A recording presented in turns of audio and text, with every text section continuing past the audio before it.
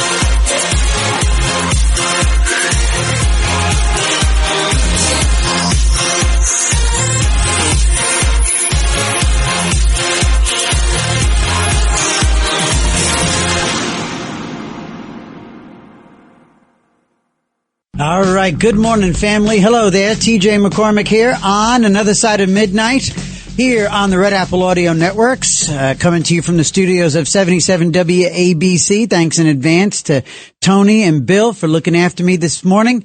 And thanks to you for being here this morning. And 1-800-848-9222. 1-800-848-9222. I don't really tend to go politics per se. I don't really, just dive into news with this program and with you family. It's kind of, oh, it's TJ thinking, and hey, what happened to me this afternoon or this morning, and how does that feed into some radio stuff? And And the entire time that I was awake on Friday and preparing eventually to come in and do this show this Saturday morning, and on the ride in to Manhattan, I just kept thinking how unbelievably dopey, like not politically wrong or how dopey, how thick and impressionable and stupid. And here comes the next word. Democrats are in America. The fact that you morons blindly, allegiantly vote for some of the thickest, forget reprehensible. There are so many jerks out there. You want to say that Donald Trump has, that he's whatever mean, that he's, crass and brusque and abusive. He's calling reporters stupid. They are. He's calling, reporters piggies. I mean, I love it. He's unconventional. We know exactly who he is, what he is. He made his way in New York. From Queens into Manhattan. Yeah, he started with his dad's money, but his dad wasn't a billionaire. Dad was a really well-off real estate developer. He built apartment buildings and stuff like that. So just stop. The thing is that there are Republicans.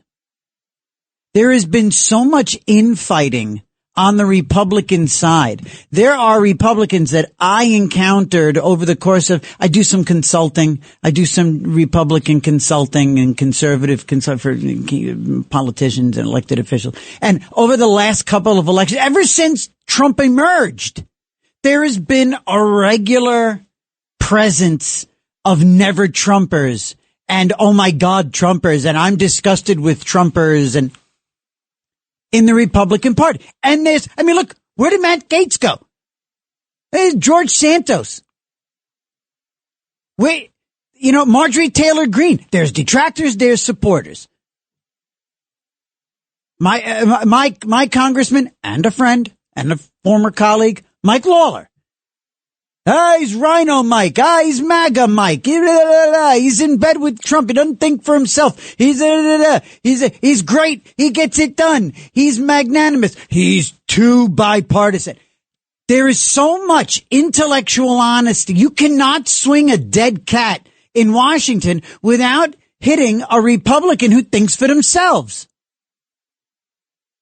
And yet you Democrats will vote for any dope, any half-wit, any anti-Semite, any communist that is put in front of you. New York, California, Massachusetts, Illinois. It's absolutely maddening. And if I'm sounding like angry and rah, I'm actually not. I'm flabbergasted. Now, what brings all, why? Okay, I'll tell you why, what. As we've been digesting the news that Sarah Beckstrom, the 20-year-old National Guardsman who succumbed to her injuries, over the last, now 30 hours? 30-something hours? 36 hours. As we've been soaking that up and sort of deconstructing it and hearing Trump get tough and hearing Hegseth get tough and hearing Trump get his plans in order, we hear just how right Trump has been all this time, going all the way back to 2021, talking about the ridiculous exit from Afghanistan. And then, like the icing on the cake, every once in a while, just when you think the dopiest of them, the most reprehensible, stupid of the Democrats is like sudden, you think, oh wow, are they kind of like, is she sort of like just not around right now? They come back. And yesterday, Friday, it was DWS. It was Debbie Wasserman Schultz. That one just unappealing, awful, vile, vindictive. She's got like 17 more teeth in her mouth than her face can accommodate. Her tongue is constantly fighting with her teeth to get words out, along with way too much spit in her mouth. She's just impossible to listen to, so I apologize in advance for when we play the clips. But Wasserman Schultz, who was found to be playing with the DNC. I mean, she was booted as chair of the DNC years ago for playing fast and loose with what the Democrats wanted in the presidential primary and what they were going to do. But she reared her head on Friday, her ridiculous, nasty, ugly head, to say stupid, vapid things. Completely completely unconstructive, non-constructive, not very helpful. Amateur positions that she took on this situation with Afghan refugees. So let's take it with cut 10 if we can. Cut 9, excuse me. Let's start with cut 9, and we'll roll through these. I very rarely do this at the top of a show, but let's just set the record. Here you go. Let's cut number 9, please. As you may know, DHS has confirmed that the suspect is an Afghan national flown here by the previous administration, who was such a bad administration. And I have a picture of a plane. This is what it looked like when they came in. It was total bedlam. Do you remember that period of time? Total bedlam. People crammed onto the plane. And the toughest, meanest, most capable physically got on the plane. Not the people that we were looking for or that they wanted to bring in. Here's a picture for you. Just take a look at that plane. Standing on top of each other and sitting on top of each other. This is what we had under the Biden administration. That whole thing should have never, ever happened. They should have left from a different base. They should have left from Bagram, as you know, and it would have been a much different story. But they didn't do that, and this was just a rout, just a terrible situation. This heinous atrocity reminds us that we have no greater national security priority than ensuring that we have full control over the people that enter and remain in our country. For the most part, we don't want them. They come in illegally, have a lot of problems. Their countries force them in because their countries are smart. They don't want them. Let's give them to the Americans to take care of. They come out of jails in many cases, mental institutions, they're gang members, they're drug dealers. We don't want them. What is wrong with that? What is so factual? What is factually incorrect about that? What do you not like about your president? What he's saying there? And now, as I say that, understand there are Republicans all over the country who at least have the intellectual honesty that are probably saying, God, I wish he would get to the point and just stick to it. God, I wish he would just sort of narrow it down. I wish he was a bit more like, a politician type. I wish he was a bit more, disciplined. And, he goes on, he doesn't have to, why does he always have to say, drug dealers and, why does he have to show I get it.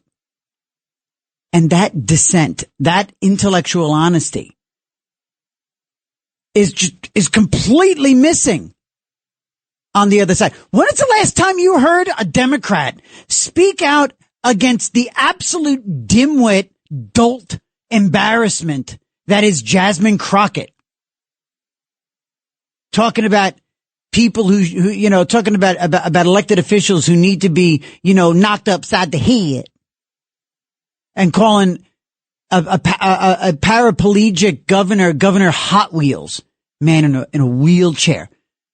Greg Abbott, who in the cruelest twist of fate was out for a run 20 or 30 years ago and a tree fell on him, paralyzing him, out for a run. And this vile pig, Crockett, with the Governor Hot Wheels, nary a Democrat comes out. If there were one or two and I missed them, I apologize. But you know what? It's not enough. 1-800-848-9222. 1-800-848-9222.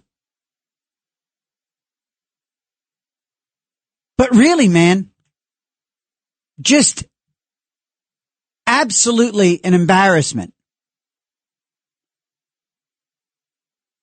Because, again, Trump here is right. And here you go. And if you don't mind, I know you're doing double duty right now, buddy, but Bill, can you give me, cut number, we'll jump to 14. Cut number 14. Can you do that for me, please, buddy? Thank you. And my thanks to Rita Cosby, by the way, using a couple of her audio cuts. So I'm grateful to, her for, allowing me. Yeah, 14. I'm reading Bill's lips through the glass. 14.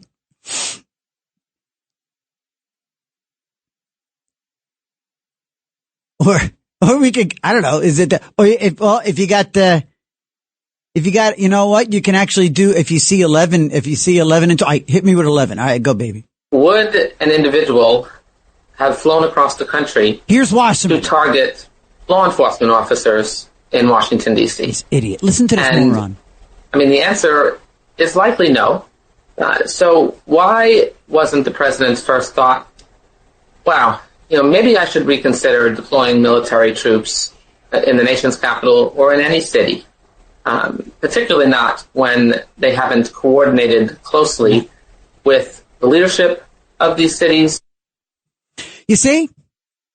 Okay, now listen to the genius. Okay, again, it's Debbie Wasserman Schultz. And by the way, again, as she talks, listen, doesn't it sound like she's got 3 sets of teeth in her mouth? Here's clip number 12. Here's cut 12. We need to make sure that we have tight and appropriate and proper vetting. If there were gaps that admitted this person, they would have failed over multiple levels of gaps. And this individual was trusted enough to participate in assisting our military during the war in Afghanistan. So I just think, the president looks everywhere except inward to blame his own policies. We need to make sure that we don't have our military deployed in our cities where handling law enforcement responsibilities. And we need to make sure that we address gun violence. We certainly need to make sure we always have the proper and appropriate and tight vetting processes, and those should be reviewed. But it's never the president's fault or his policies when it comes to his reaction, and it's pretty disgusting. She's disgusting. Debbie Wasserman Schultz is, in fact, the embodiment of human disgusting. And the dolts in Fort Lauderdale and in that area who vote for her, you idiots. You idiot. You are terrible neighbors of ours. You are absolutely insidious Americans.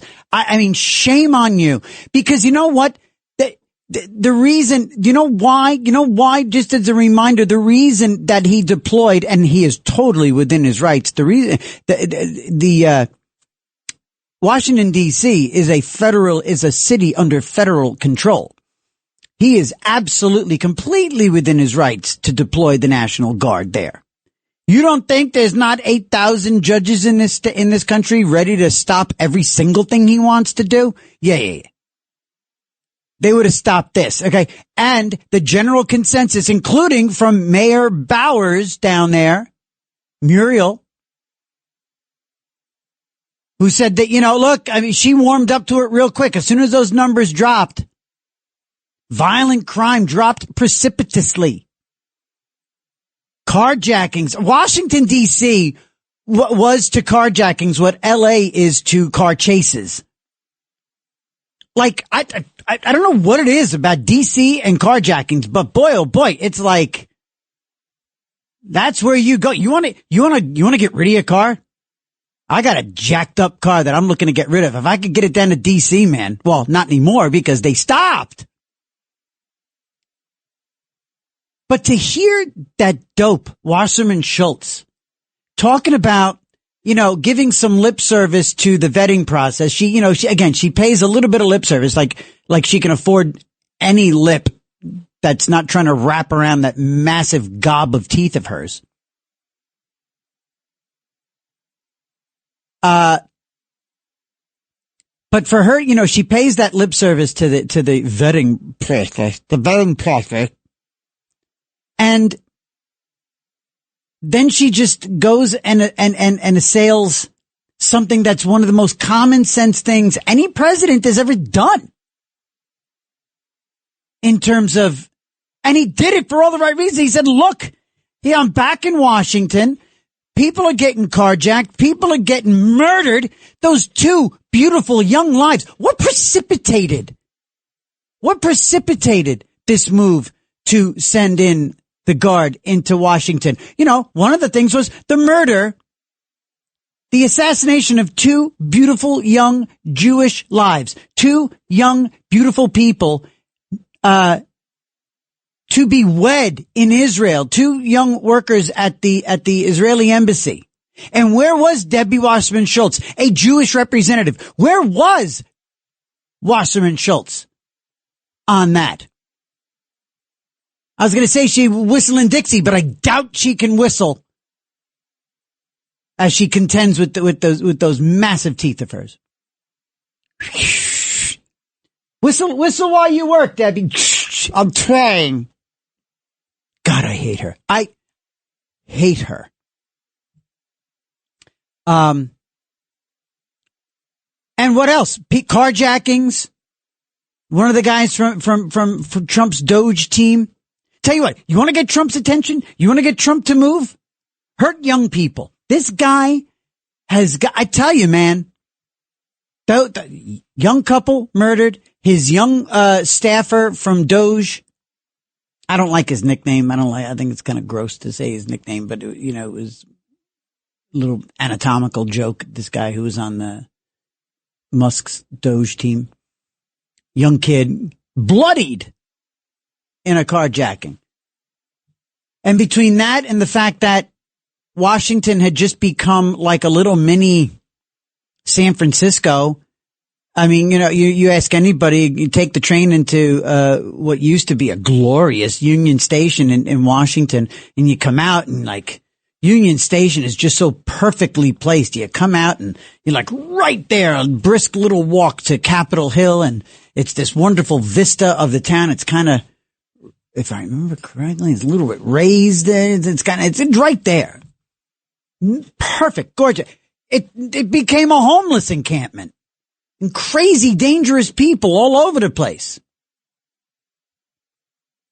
And Trump was like, you know what? No more.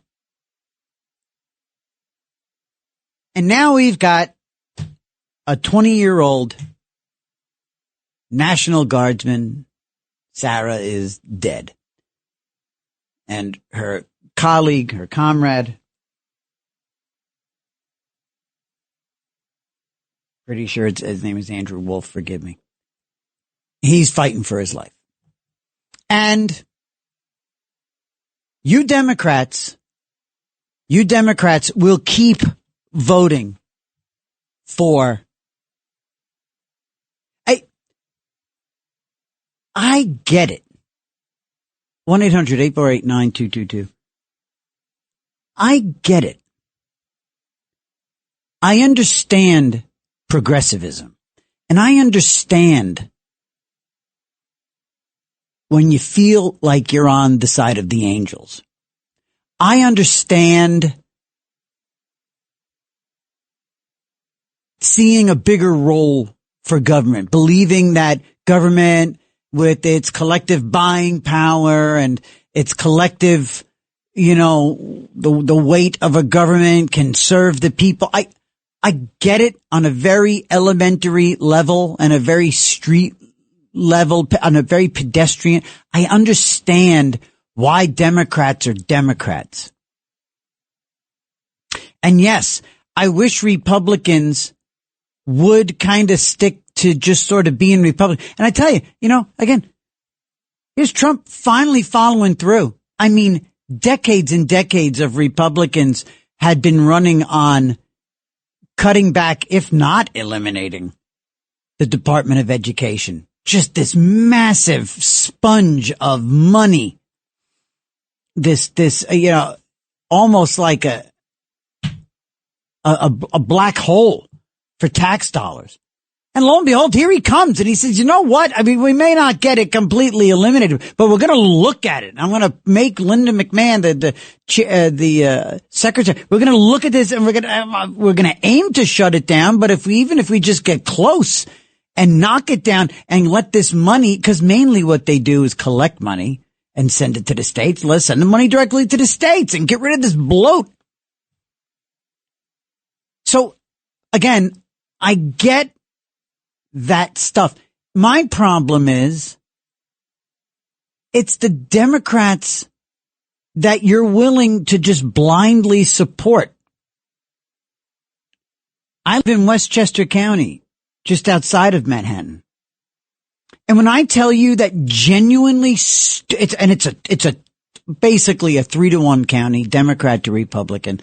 Supermajority in the in the Board of Legislators, supermajority, New York State, supermajority in Albany, in both houses of the legislature. Same thing in Massachusetts, same thing in California, same thing in Illinois, same thing in Oregon, same thing in Washington State.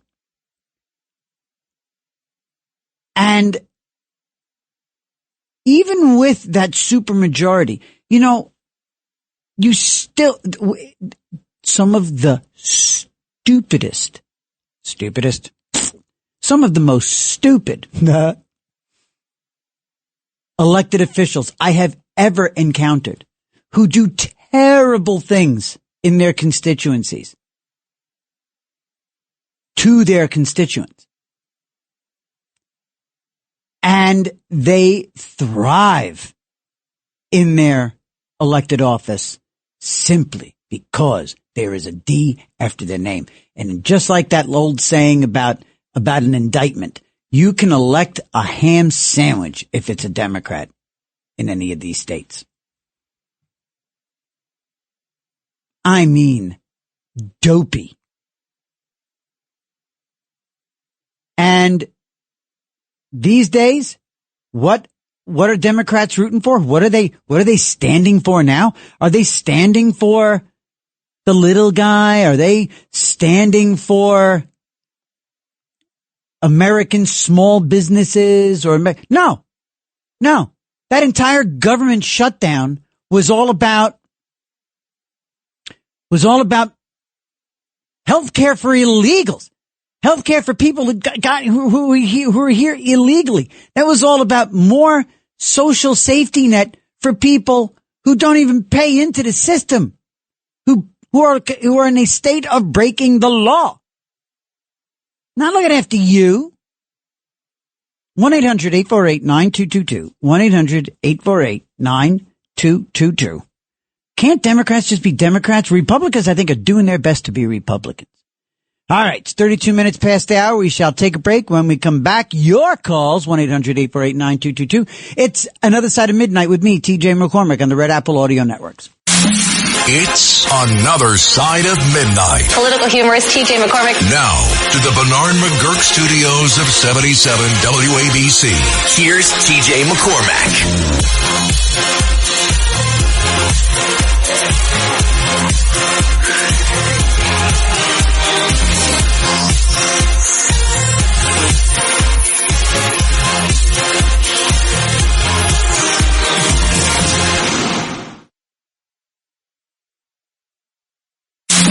It's Another Side of Midnight. Political humorist TJ McCormick. Now, to the Bernard McGurk studios of 77 WABC.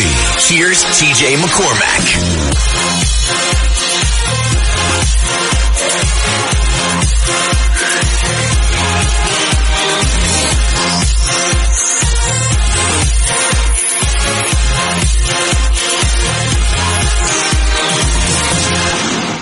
Friends, we are back.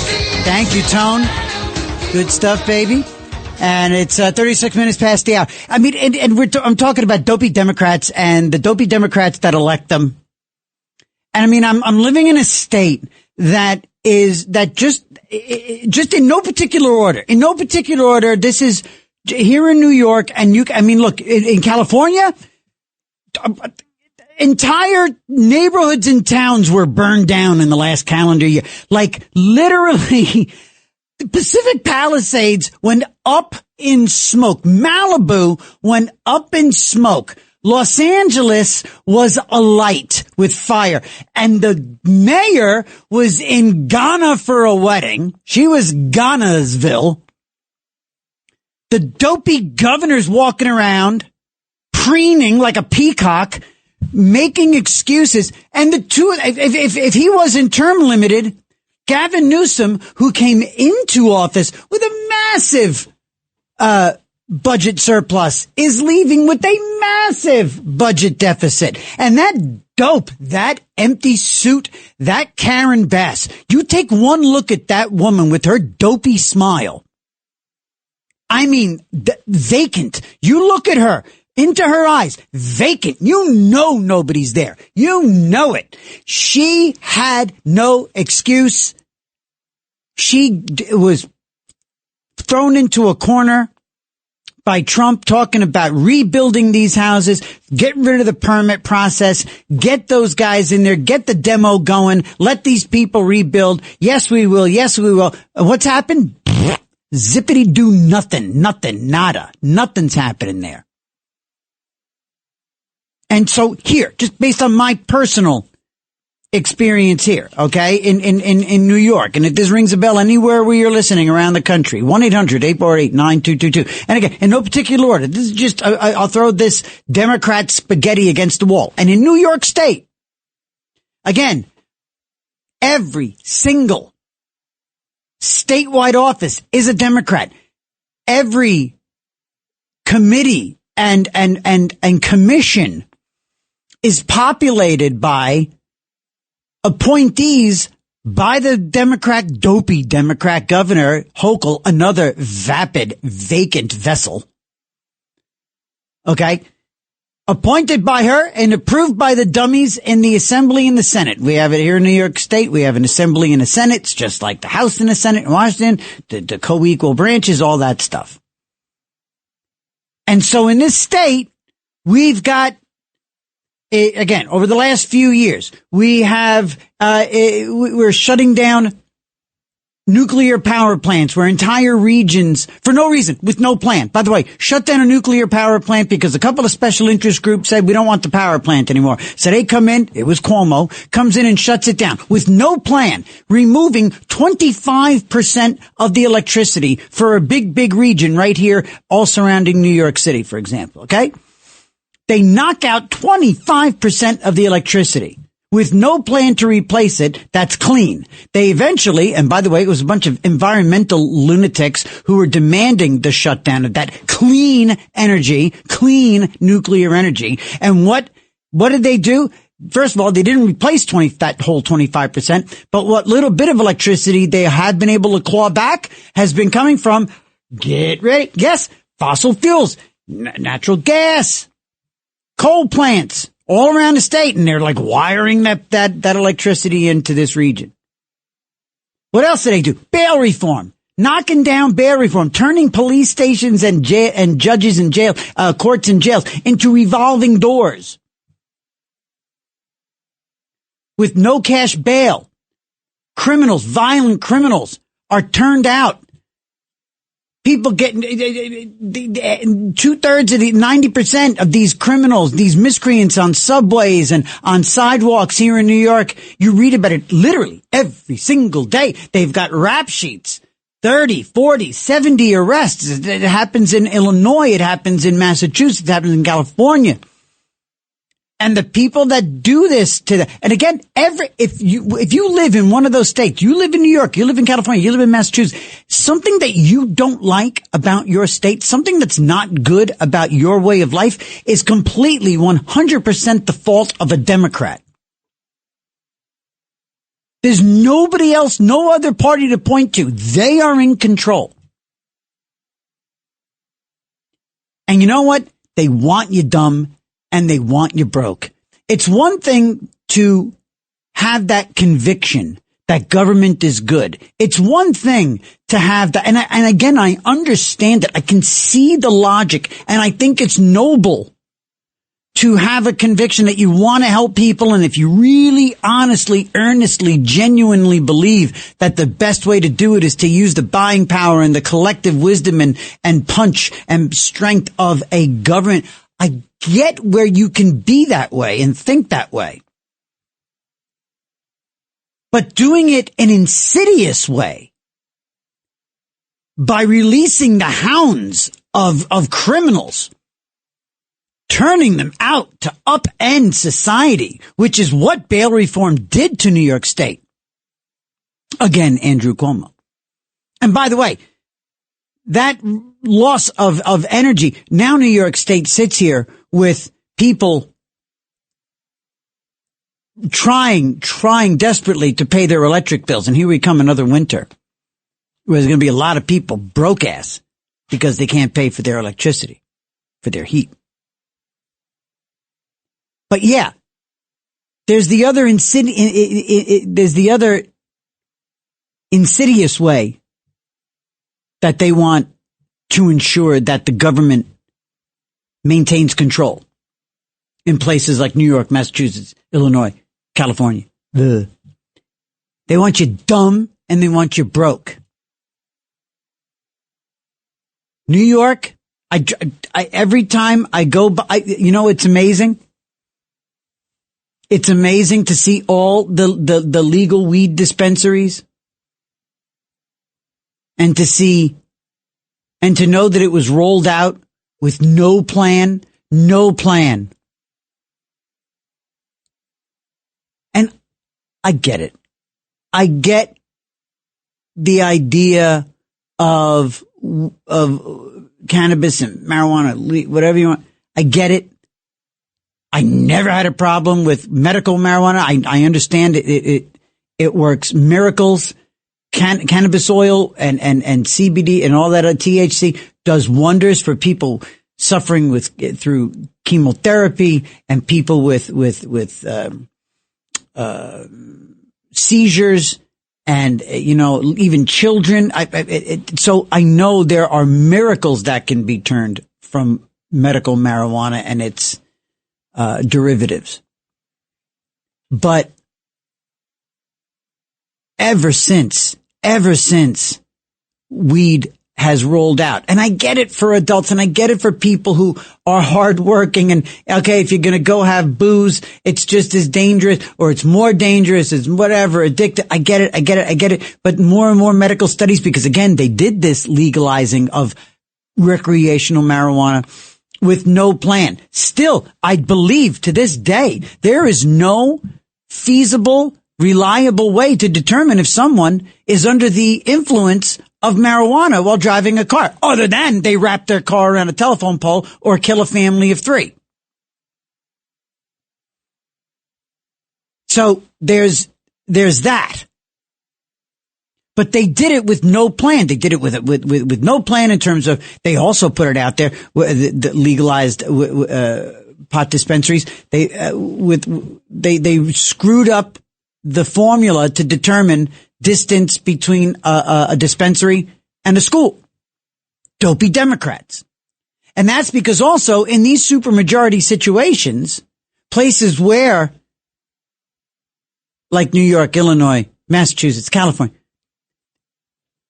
the notion of checks and balances is absolutely gone. America and our government is built on what? Checks and balances, right? You heard about it ever since you took your first civics class, your first social studies class. You heard about it, American history. Checks and balances, checks and balances. That does not exist. There's not even accountability. These dopey Democrats go through and make laws and rules and regulations based on what makes them feel good, and the last voice whispering in their ear, which is all too often a lobbyist or a donor, they'll go ahead and do that regardless, because there's nobody saying, hey, you know what? Wait, let's think about that. There's no other than a Republican,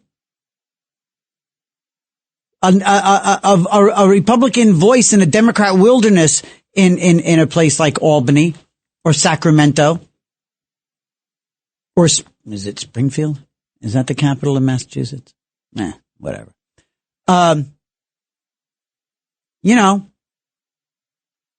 That's aside from those voices of reason that every once in a while, like in Horton Hears a Who, Dr. Seuss, we are here.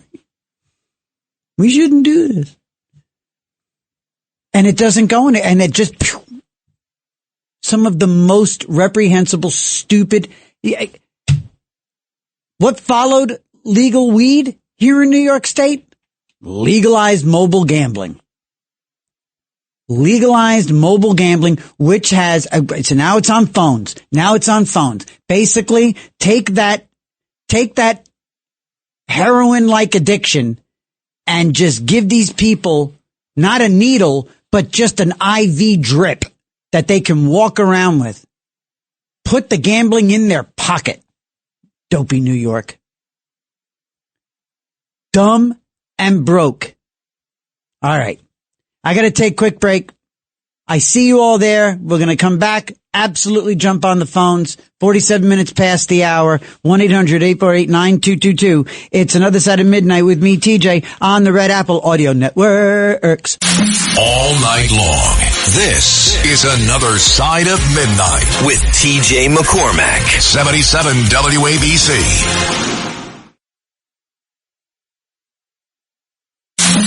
It's Another Side of Midnight. Political humorist TJ McCormack. Now, to the Bernard McGurk studios of 77 WABC.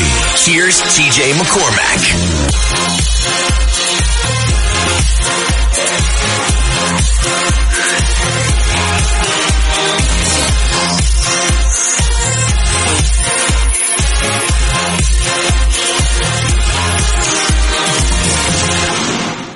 I am telling you, I have met so many elected officials, and look, there are Republicans that I would never work for again.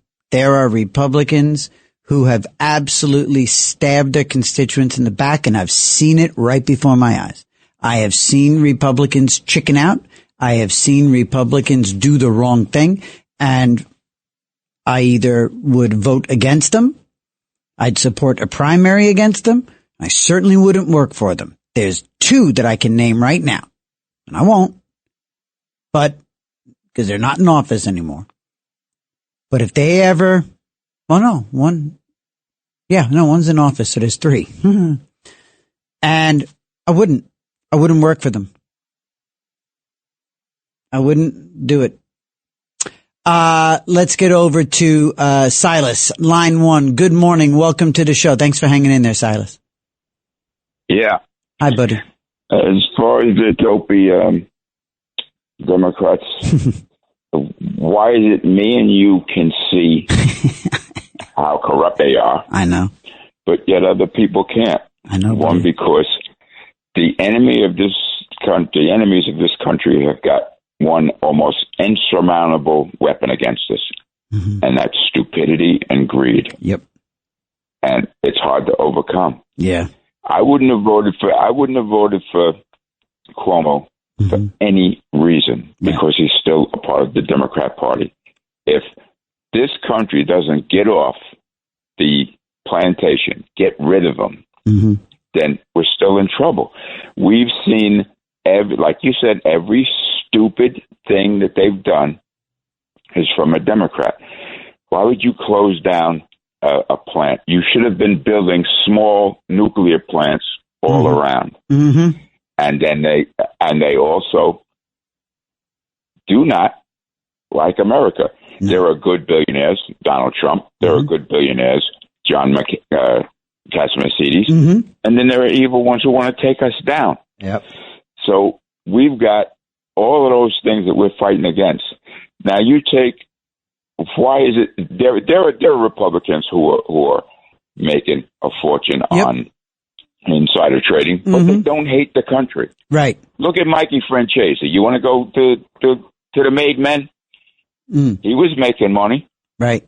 But he didn't hate this country. Right. And then you'll never see a Democrat say, oh, there are too many criminals in the street. They'll say there's too many guns. Right. They'll say but they won't say there's too many criminals. Our police catch these criminals, and who puts them back on the street? A Democrat. Democrat. Judges, Democrat. Legislators, Democrat. Yeah. It was, Cuomo was the architect, as Curtis said, the architect and what did he call Mamdani? I don't know, not the intern, but the apprentice. The apprentice. Right. The architect and the apprentice. Yeah. And the Republicans have got a great opportunity now. But they always blow it. Yeah. First of all, I want signs all over New York saying, where's my free stuff? Yep. And then I want everyone to freeze the prices of things right now. I'm glad that they're using the word affordability.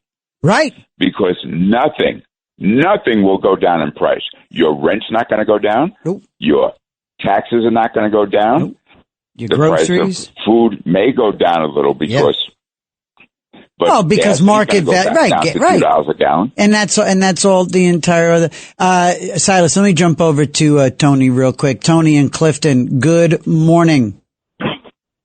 Hi, TJ. Hey, great topic. Great topic tonight. Thank you. What I want to say is with the seditious six, and then what they were saying about our president. Yes. I had to just sit before this even happened with the National Guard, and I thought, what were they thinking during Afghanistan when we saw President Biden, just sitting there falling asleep, with the bodies, the 13, and what were they thinking about making him,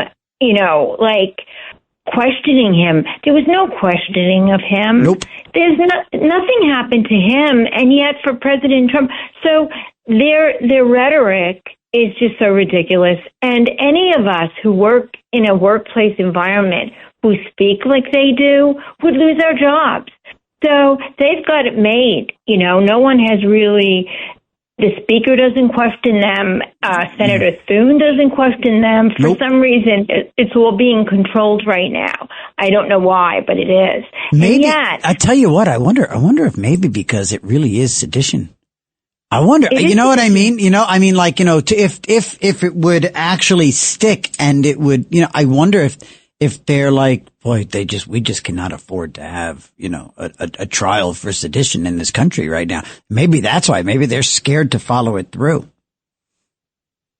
Guys if you think about it, everything the Democrats do is just it flies, and no one ever says you got to stop this. This stops with this. Well, it's because this is where the unholy alliance between the massively majority mainstream media, other than the Fox, the Newsmax, and 77 WABC.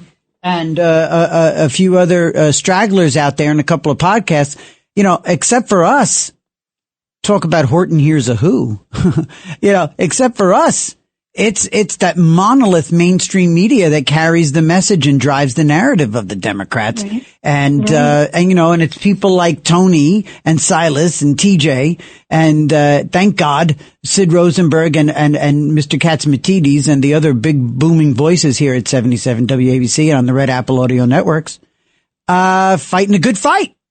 Right.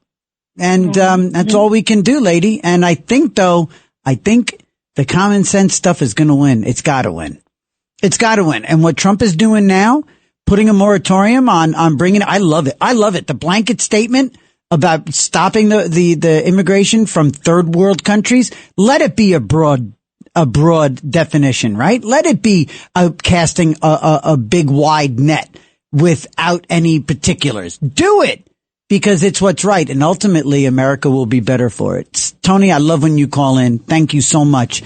When we come back in the next hour, I want to talk to Rich. I'm going to talk to Pete and I want to talk to you. I got an envelope here from Kathy Hochul, by the way, the governor of New York. I'm going to open it live on the air. It's right there. I think there's something in there for me and my family. I don't know if it amounts to a hill of beans, but I'm going to see what's in this envelope. We're supposed to get money back. I don't know. All right. It's another side of midnight on the Red Apple Audio Networks. We'll be back. It's another side of midnight. 77 WABC. This is another side of midnight with TJ McCormack. Now to the Bernard McGurk studios of 77 WABC. Here's TJ McCormack.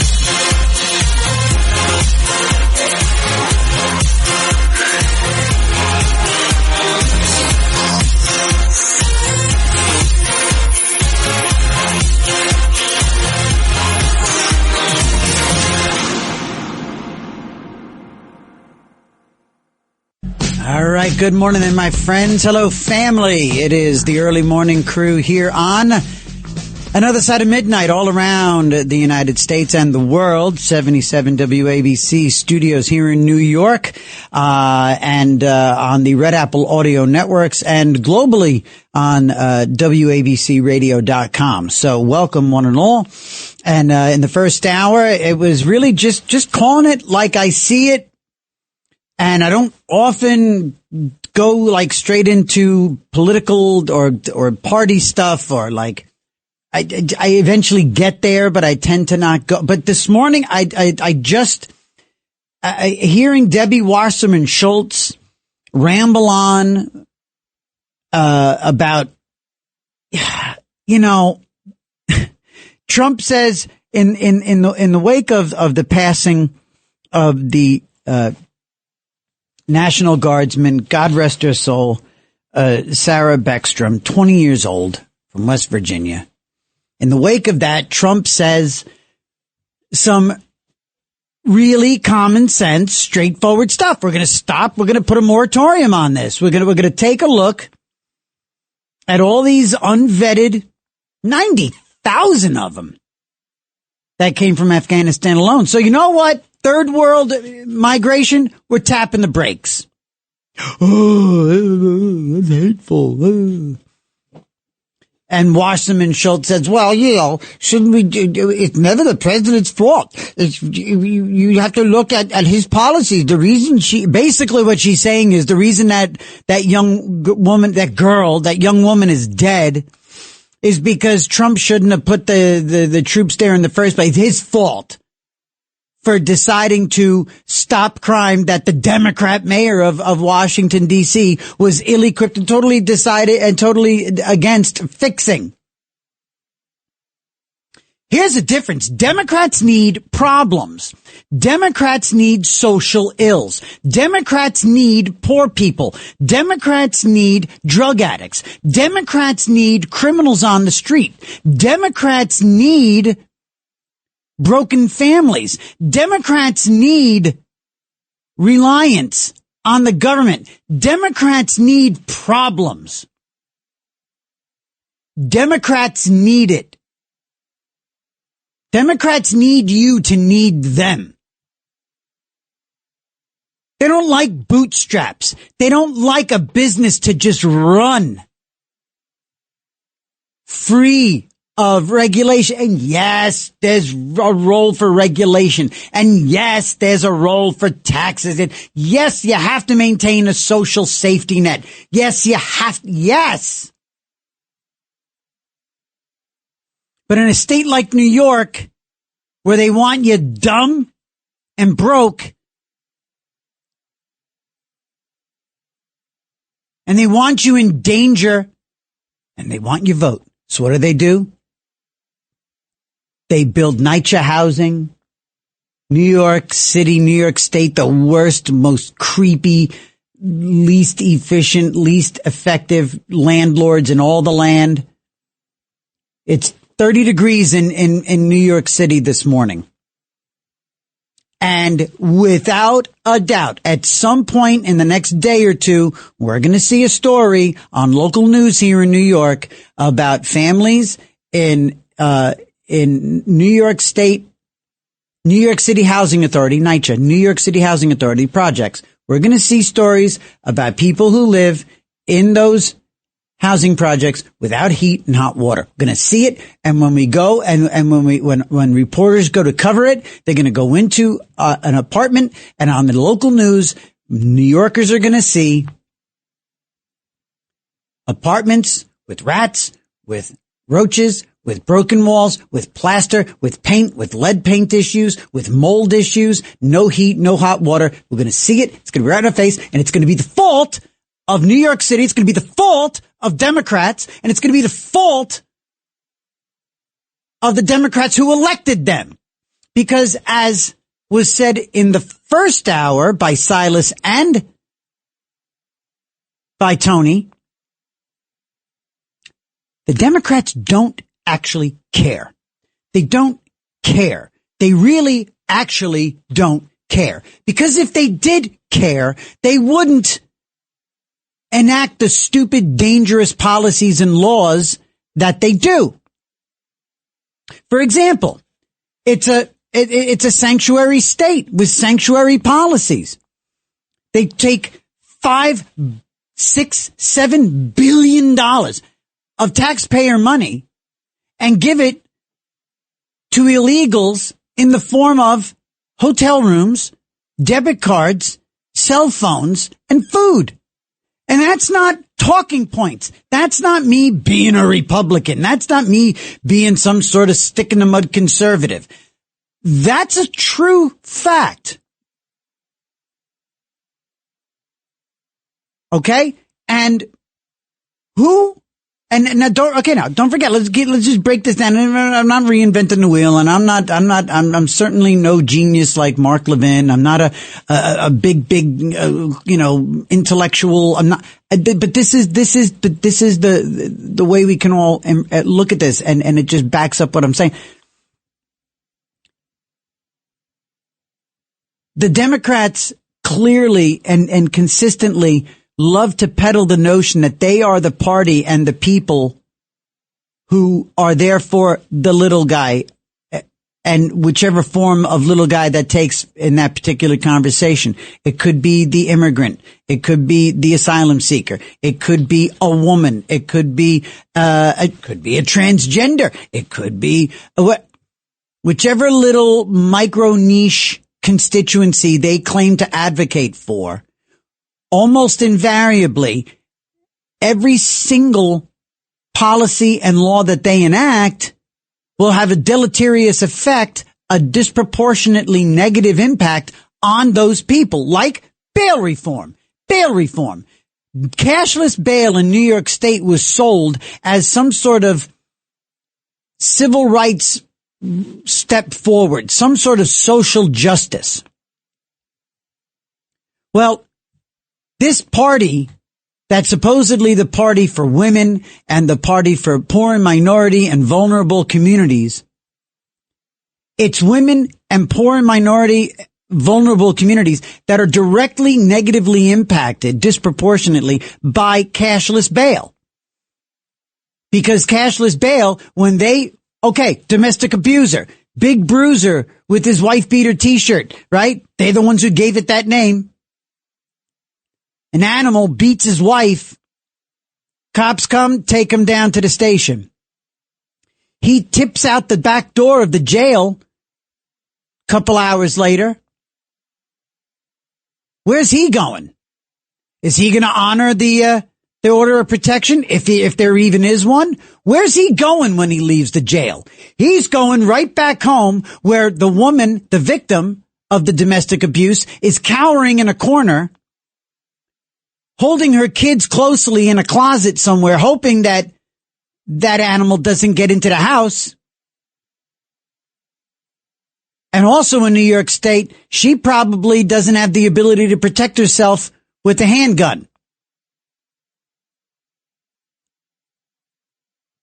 Same thing with the sanctuary state laws. Illegal immigrants come in, illegal aliens come in. There was a murder in illegal aliens come in, and they take benefits, and they take jobs, and they take money, and they take services from poor and minority people, including legal immigrants and first generation Americans who are looking to get ahead. And yeah, where I was going a moment ago, there was a murder in my hometown in Westchester County. And the murderer, and he's the murderer now because he pled guilty about a month ago. That piece of garbage is here illegally. He was kicked out. He was deported, snuck back in. Like he was deported like 15 years ago, snuck back in, committed crimes. He was picked up for DUI. He was picked up for assault in different parts of Westchester County. But because Westchester County since 2018 has been a sanctuary county, and we are definitely a sanctuary county because our law limits the amount of information that the Westchester County authorities will share with federal immigration authorities. Any law that limits the amount of information that you share with the feds is by definition, that is the very definition of sanctuary. And this animal was a domestic abuser. Okay. He stayed here in Westchester because he was protected by that law. He could be the animal that he wanted to be. He was living his best animal life. He was living his best life as an animal alien, illegal alien, committing assault, driving drunk. Eventually comes the night where he beat the daylights out of his girlfriend and then shot her and shot her 2 boys, killing one of them, 16 years old, actually 15. Put the little brother who was there who was trying to protect his mom, 14 years old, 13 years old, put him in the hospital for like months. Kid, baseball player, has to learn how to walk again, has to learn how to talk again. And this animal piece of garbage was protected for years. The only reason he was here to commit that murder and commit that crime was because he was protected by a sanctuary law.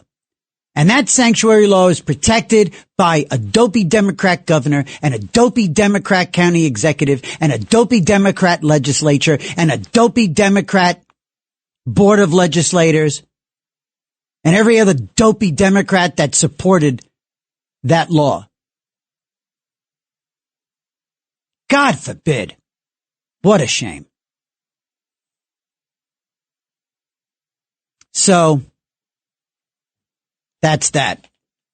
Let's quickly, before we take a break, let's talk to Rich in New Jersey. Good morning, line 3. Good morning, Rich. Hey, TJ, a little change of gears here. I'm going to label this charity goes awry. Uh-huh. On your station, they had Freehold, New Jersey, a tractor trailer full of toys was stolen for the kiddies. And then they get on and say, we want to make up the difference. You can go fund me this. And every year on the news, years ago, you'd see a reporter in the basement of some church. Somebody stole the toys, and it's an empty room. Yeah. This is before the GoFundMe era, and please, to make up the difference, I said to my girlfriend, it's a scam. It never happened. There was never any toys. That's what they do every year. Now, I was involved with the Toys for Tots at the Legion in town in Bergen County. Okay. And we would go up to a mountainous town, I'm not going to mention where, but overlooking Route 80. Okay. And we'd give them out. And I run into a buddy of mine years later. I said, you still doing the Toys for Tots? He goes, no. He goes, why not? Well, the same people were showing up in their nice cars, and we're doing their Christmas shopping for them, basically. Yeah. We didn't know if the kids were needy or not. But as the kids got older, they picked out an older group of toys for their kids. So they stopped. So just an observation. I'm saying every year you hear about somebody stealing toys. Right. And your contention is that it doesn't happen. I think it's staged, so the reporter comes. They don't know about it. They think it's real. Boy, you've got a real conspiracy theory. You got a real conspiracy theory cooking. Yeah, right? I mean, it happens every year. Now, who's robbing toys in the middle of the night at some church? Democrats. Democrats. Yeah. Don't be Democrats. And and the immigrant people are going to come and get some toys too. I don't begrudge that, but if my father, if he couldn't buy me a toy, you're not getting that toy. I'll get you that toy if I have to. Right. That's how my father was. Anyway. Yeah, that's nice. All right, well, listen, I'm glad you vented there, Rich. We'll keep an eye on the stolen toys conspiracies this holiday season. All right, kiddos, we're going to take a quick break here. This is Another Side of Midnight. When we come back, we got Steve, we got Pete, we got Benny, and we got you. Call 1-800-848-9222. Just like Rich, you can get in. We can talk about whatever you want, or we can talk about doping Democrats ruining our lives. And there's other stuff. Here on Another Side of Midnight with TJ McCormack on the Red Apple Audio Network. All night long, this is Another Side of Midnight with TJ McCormack, 77 WABC.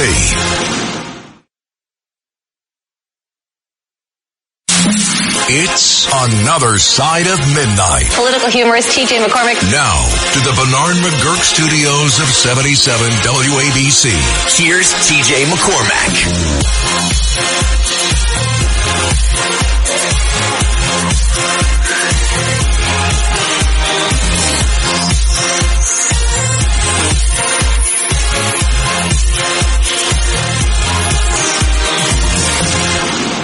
You know who I'm inspired by the way, and I'm not kissing ass. I am not kissing tuchus. I really genuinely am I'm inspired and I'm emboldened to be much more convicted at every opportunity by Sid Rosenberg. I absolutely admire and I envy and I seek to live up to his intellectual honesty. Never a waver and never a wiggle or a wobble. Sid Rosenberg, the morning legend here in New York City and everywhere he's ever been, but here at 77 WABC, never a wobble. And he always has the room and the wherewithal intellectually to establish how he can see the other side and and he always keeps it fair and it's always business, never personal. And I just recently, when it comes to Mamdani, when it comes to the anti-Semites in New York City, when it comes to Jessica Tisch, the police commissioner, and decisions that are being made there by her and others, and he has no fear. He's fearless, and he has the courage of his convictions. That's what keeps him fearless. And I just wanted to throw that out there. And again, this time in the morning, I sincerely doubt that that he's hearing me say this. So I say it with no ulterior motive whatsoever. Just being honest, because that's what he is. And so anyway, as I get deeper and deeper into this broadcasting here at 77 WABC and on the Red Apple Audio Networks on Another Side of Midnight with TJ McCormack. The fact that there is a show called Another Side of Midnight with TJ McCormack, it's crucial that I remain as steadfast as a guy like Sid Rosenberg. So anyway, that's there. And it's genuine and sincere. 1-800-848-9222. Let's get over to, let's see. Let's get to Pete in Staten Island. Pete, good morning there, buddy boy. Good morning, PJ. Hi. You know, you had Barbara Harris, that last song you had on. Mm-hmm. Wonderful woman. I know her personally. Did you date her? Did you date her too, Pete?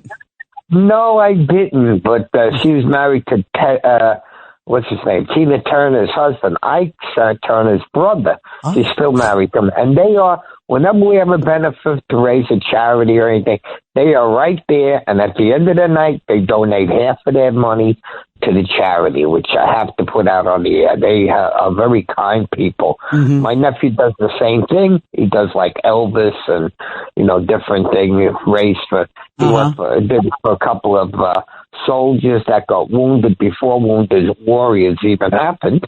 And Wounded Warriors, Tower of the Tunnels, great thing to donate your money to. I see where it goes. Because I do a lot of volunteer work with Frank Siller and a group that's there. Yeah. A lot of guys that I went to school with. And you put your money there, 95% goes to the charity.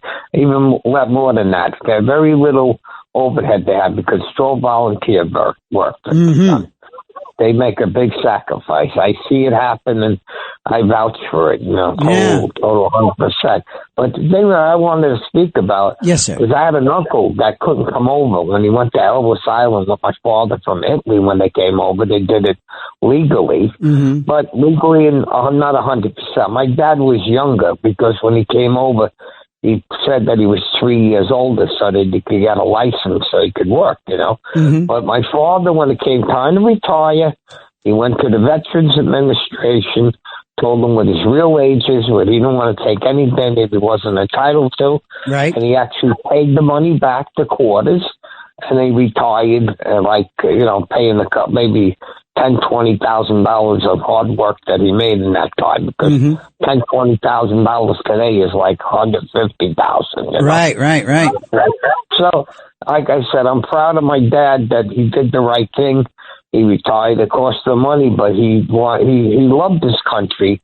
And when it gave him to be in a free place, because he was there when Mussolini was there, I could tease him because I told him, Dad, I used to pump gas at the station where they hung Mussolini. He goes, yeah, how'd you know? I go, yeah, what is that though? But that's it. We're in a beautiful life. Yeah, and you know what? And unlike your dad, unlike your dad, I really do believe that these Democrats, I don't think it's a matter of the fact that they don't love this country. I don't think they hate this country, but they certainly don't love it. I think they're in it for themselves. I think there is a narcissism on the left that is deep and daunting and pervasive. I think the narcissism of leftists believing that they are on the side of the angels, that's what gets us into a situation where they do things and clearly they are convicted that the ends justify everything that they do. And ultimately, what are they out for? Themselves. They're out for themselves. They're out to game the system and to take from hardworking people, Americans and immigrants, and benefit themselves, feather their own nest politically and financially. 1-800-848-9222. Thank you, Pete. 1-800-848-9222. Steve in Manhattan. Hey there. All right, TJ. And Ra Manola La Kawal.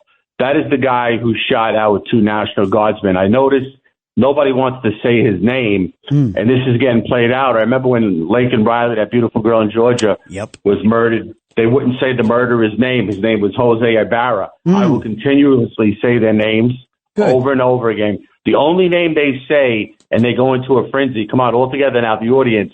Luigi. They always say his name. Oh, and it's usually preceded by free. Right, and they also.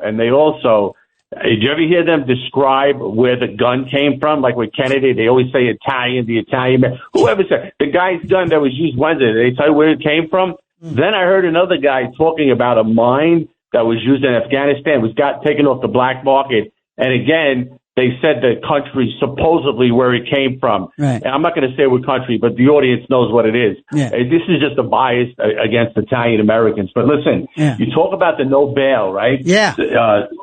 State Senate Majority Leader Cousins and New York Assembly Speaker Carl Hastings. Yep. They're the ones when Cousins became the Majority Leader. Yep. They're the ones who put the no bail thing on Cuomo's desk. Cuomo was governor for 10 years. He never talked about this. They're the ones who pushed it from their committee. And now you have no bail, no jail. Right. They want basically Republicans and conservatives to leave. And every time, what's his name, Mandani hears that, he loves that. He loves when he hears that the New York Police Department guys are either quitting or they're retiring early because he ain't going to replace them. He wants to get rid of the cops. He loves it. Like I said, they want problems. They want mass hysteria. They want people in bad situations. It helps them. It furthers their cause. And, and by the way, you mentioned, you mentioned to the screener, you told Bill about the checks. Yeah. So I want to bring that. Yeah, hold on. So I'm open here. I'm going to open this up. Hold on a second. It's got the 3 corners. Okay, here we go. And I just got one more. Hold on a second. Everybody stand by. See, here in New York, if you're out there on the network or you're listening somewhere else, here in New York, where we have no money left after we gave $7 billion to people who aren't from here so they could stay in the classic Roosevelt Hotel in Midtown. Holy God. $7 billion goes out and then in every other government program. We're all dying here. And, every morning and every night that I'm here, I'm paying congestion pricing. Even on a weekend, I'm paying a prorated congestion pricing. So here is, and so Kathy Hochul, the dopey Democrat governor, right, Steve?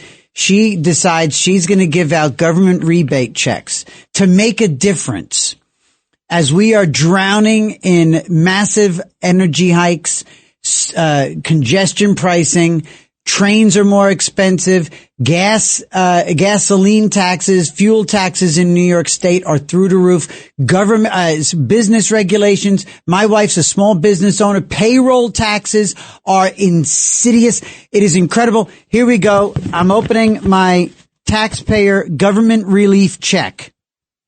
You ready, Steve? Yes. You with me? Drum you roll. sexy beast? All right. Boom. Brrr.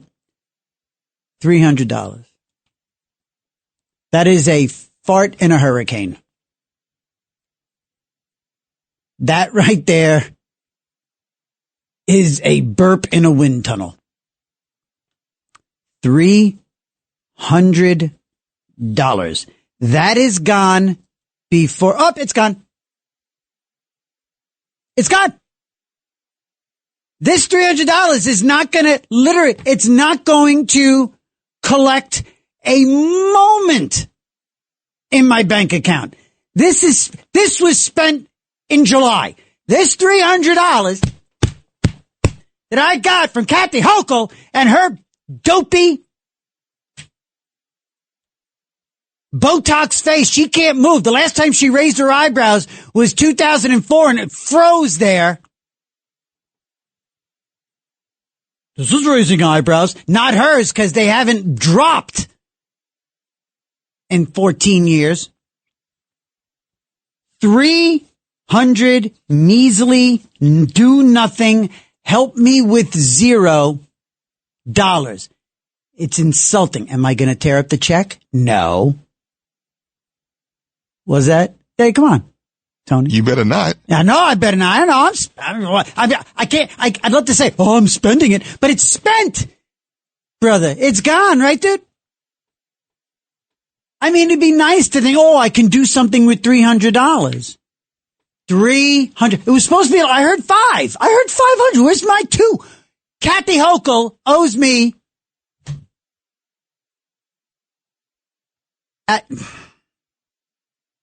I'm telling you, gang, this is so insulting. It is so and it's also fiscally irresponsible. What is she doing cutting checks? Don't take my taxes in the first place. And by the way, here is the true insult of programs like this. And this is why I like Trump's approach to this sort of thing. I don't dig the rebate checks. I don't dig it. I think that's what got us into some trouble during COVID. I didn't love all of those. I didn't love those checks going out. I didn't return them, but I didn't love, hey, I had to feed my food habit while I was sitting on a couch for 2 years during COVID. But here's the insulting part of this from Hochul. And this is what Trump, what Trump at least says. At least he frames it right. He's giving you your money back. Hochul pretends that she's doing you a favor. She pretends that she is giving me this money. You know what? Let me take a look at this. Hold on a second. I'm going to look at this one more time. Yeah, you know what? I recognize this. I recognize this, 300. I recognize this, Tone. You know why I recognize this? Because I saw it before when I made it the first time and paid it in my state taxes. I saw this $300 years ago. It looks so familiar. I thought I knew you when I took you out of the envelope. Because I've seen you before. Because I already paid you. I earned you. You were my money in the first place. When dopey Democrats say they're giving you something, no, it was yours to begin with. They took from you the first time around. You should be insulted when they talk about giving you something. And that, by the way, once I became an adult, once I became politically aware, and I started understanding taxation, I started understanding conservatism, I started understanding liberalism. One of the first times I went to Washington, D.C. in the enlightened era of my life. and I saw these massive buildings. Washington, D.C., in a conservative version, should be like Scandinavian minimalism. It should be like Japanese, like minimalist, clean surfaces, small, sleek buildings. Yes, you need some nice statuary, and you need something to stand for the greatest nation on earth. But these massive monolithic buildings, these huge edifices up and down the mall, the, Internal Revenue Service, the Department of this, the Department of that, the Hall of this, and it's too much. It's too much. And I remember seeing it and going, well, no wonder. Look where all that money goes. Look where all of our money goes. Just the maintenance and the upkeep of these massive, massive buildings and paying look at all those windows. How many people work in there? Oh my God. I'll tell you what. And this was great. I had the really cool, I told you guys about when I met Boris Johnson about a month and a half ago, former British Prime Minister, and how I totally fumbled actually meeting him and shaking his hand, and instead of just saying, Mr. Prime Minister, I'm a huge fan, I think you're great, I of course bungled it and just embarrassed myself. Anyway, he had a great point. He said artificial intelligence could be the greatest thing to ever happen to cutting government waste, bringing down taxes, increasing government efficiency. Now, I hate the idea of, federal workers and people who are, lifers and in it for, all the right reasons and good stuff. Eliminating jobs with artificial intelligence, but the government's very capable of some big, massive buyouts. We can definitely take care of people and find them other roles. But artificial intelligence, when I think about those massive buildings and all those windows and all those workers and all those card swipes that happen every 9 to 5 in Washington, D.C. and Virginia, all those massive government payroll situations. Artificial intelligence, baby. Tell you what, it's all pencil pushing. It's all bean counting. So, $300. Thank you, Kathy Frozen Face Hochul. Thank you, Madam Eyebrow. All right, going to take a quick break. When we come back, we'll talk to Danny, Joaquin, and Ray. And you. Where the hell are you? 1-800-848-92. You. 1-800-848-9222. Call me. Shut me up, please. Somebody else talk. It's your turn.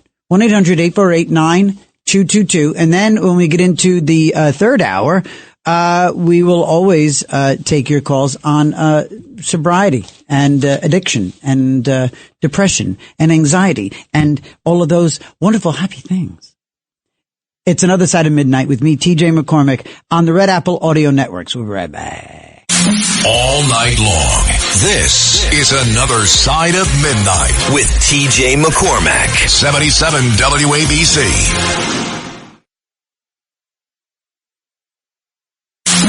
It's Another Side of Midnight. Political humorist TJ McCormack. Now, to the Bernard McGurk studios of 77 WABC. Here's TJ McCormack.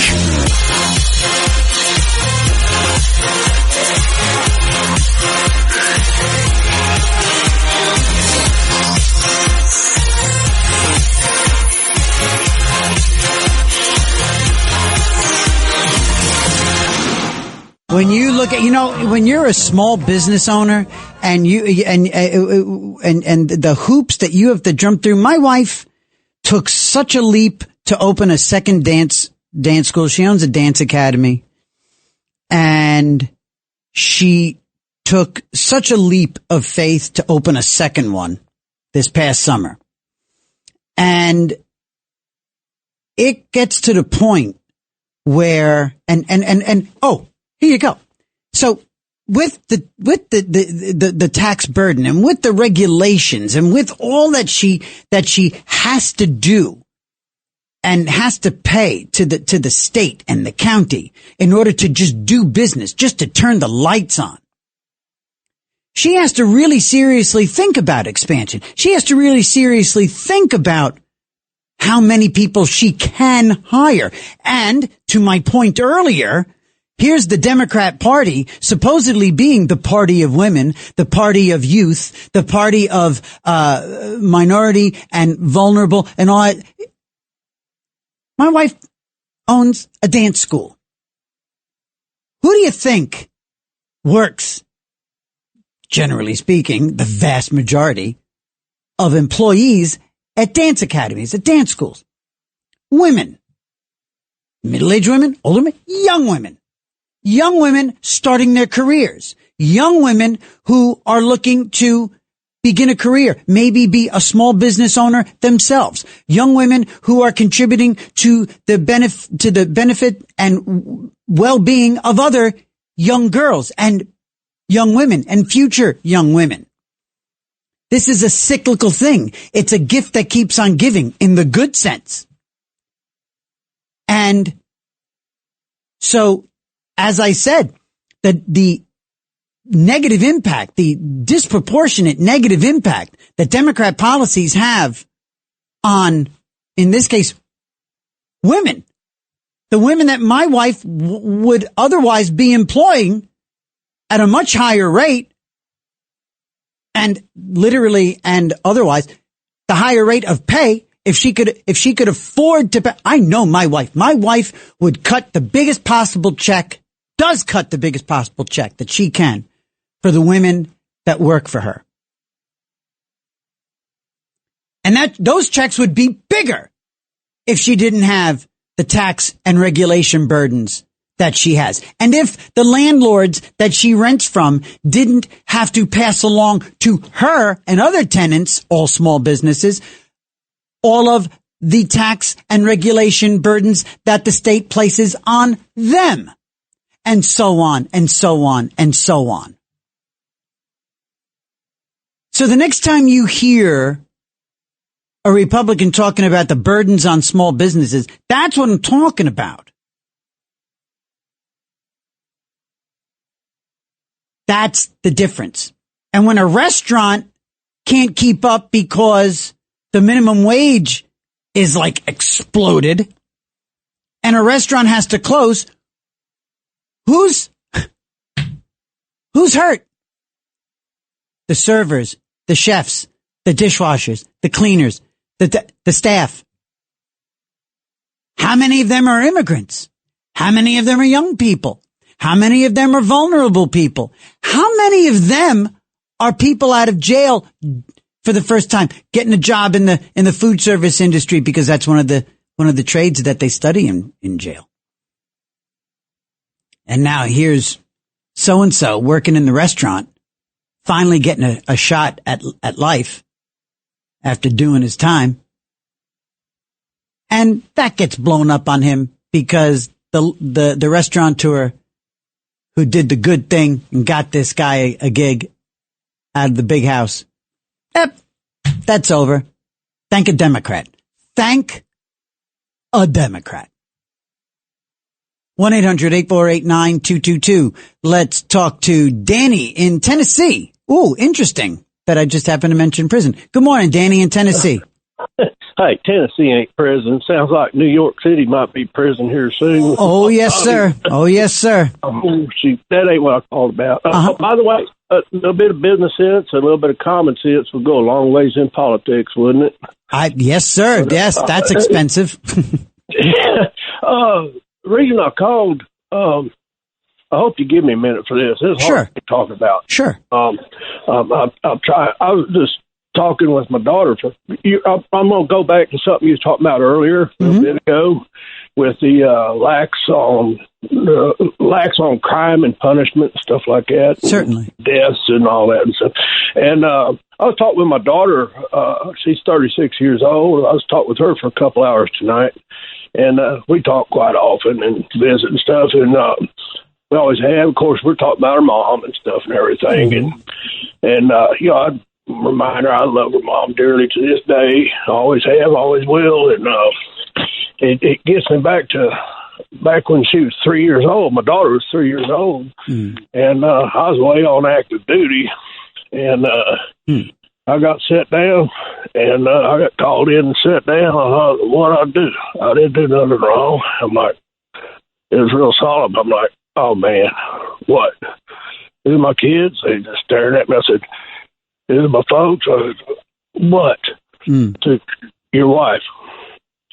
And I had to take emergency leave, bereavement leave, and I'm sorry, Danny. Let me just. I'm sorry. You said that your wife passed away while you were on active duty. Oh, okay. Oh God, I'm very sorry to hear. My daughter was. This has been a long time ago. It's 3 years old. It's still like it was yesterday. My daughter was 3 years old. Of course.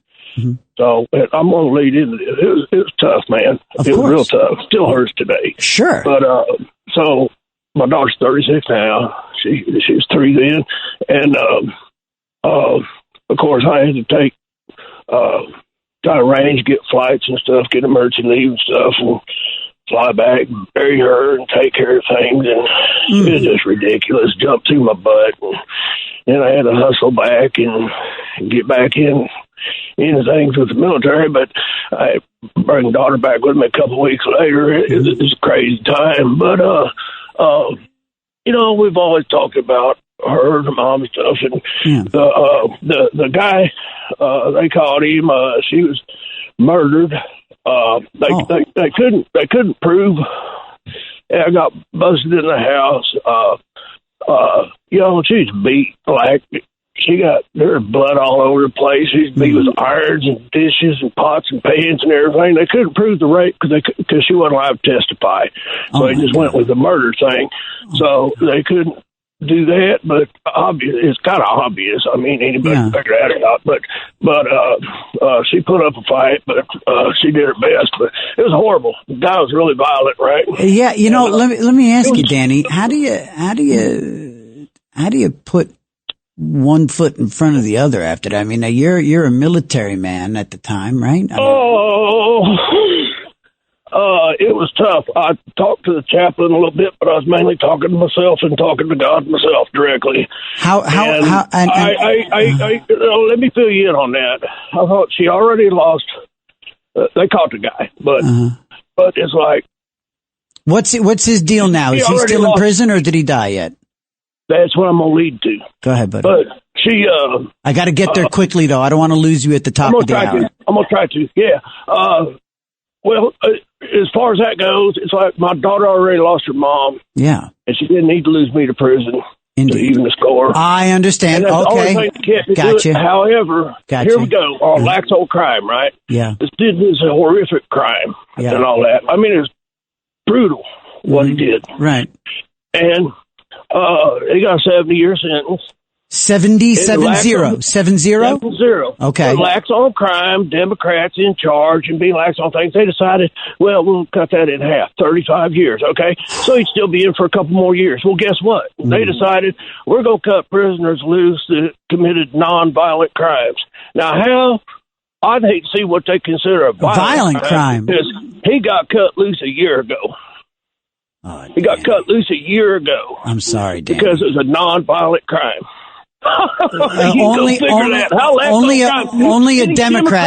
Only a Democrat could consider a murder a nonviolent crime. Danny, I definitely want you to not be a stranger. I would love to hear from you again. I really regret that I'm at the top of the hour. I would love to have a fascinating, longer visit with you. Boy, oh boy, oh boy, oh boy. Here I am pontificating and going on and on about soft on crime. And there's Danny. His wife gets murdered while he's on active duty. And it's been him and his little girl ever since. Wow. 70 years turns into 35. Democrats turned a 70-year sentence into a 35-year sentence and then knocked that down for probably what? Good behavior? Because Democrats, murder, not a violent crime. We'll be back. It's Another Side of Midnight. 77 WABC.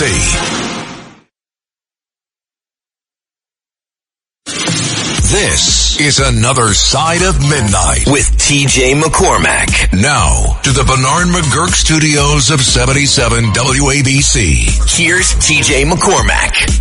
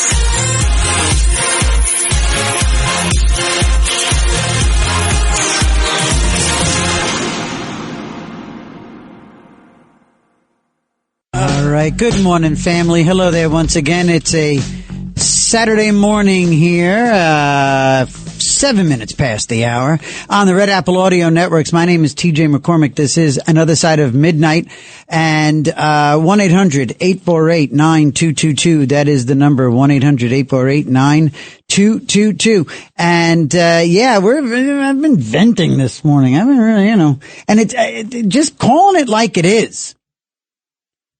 Democrats are just, and I wish there was, as soon as I say, oh, Democrats are, I know that it's impossible to not sound like some sort of just ideological broken record.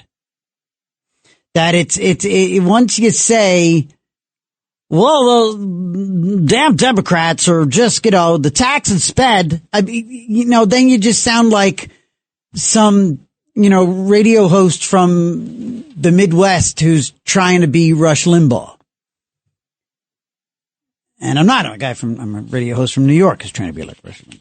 No, You just don't want it. You don't want to sound as cliche as a Democrat. But every once in a while, you got to kind of do a sort of a once over. Every once in a while, you got to do a recap. And on every single count, on every single level. And are you like me? Where, you're the most contact I have. You hear me rubbing my face, by the way? Do you? I just realized that I was rubbing my face in frustration, and I could tell that it sounded that way on the microphone.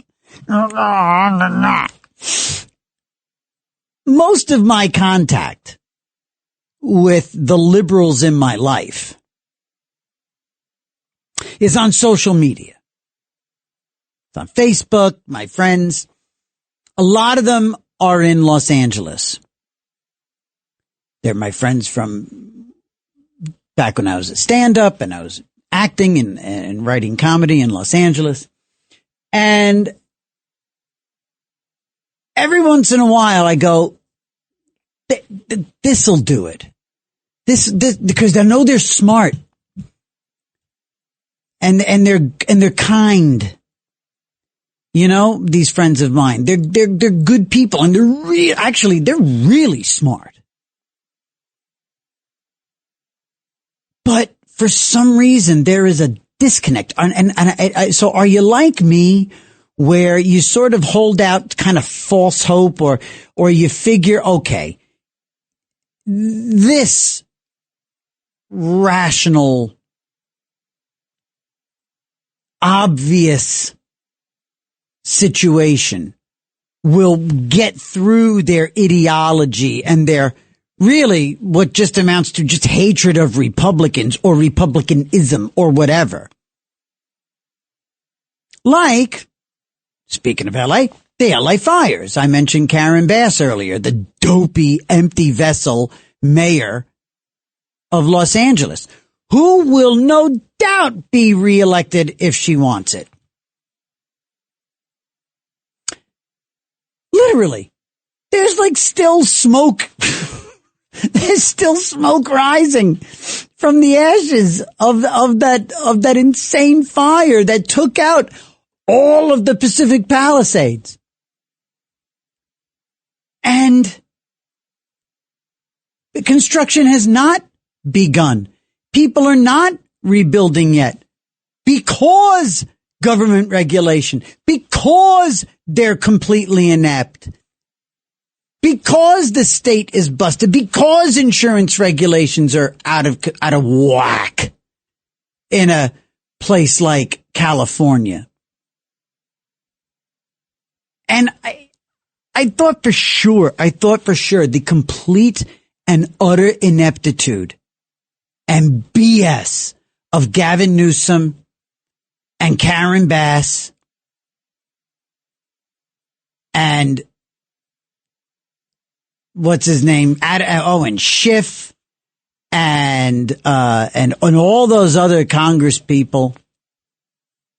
Can't believe Schiff used to be my congressman. Oh my God. And now he's a senator. Case in point.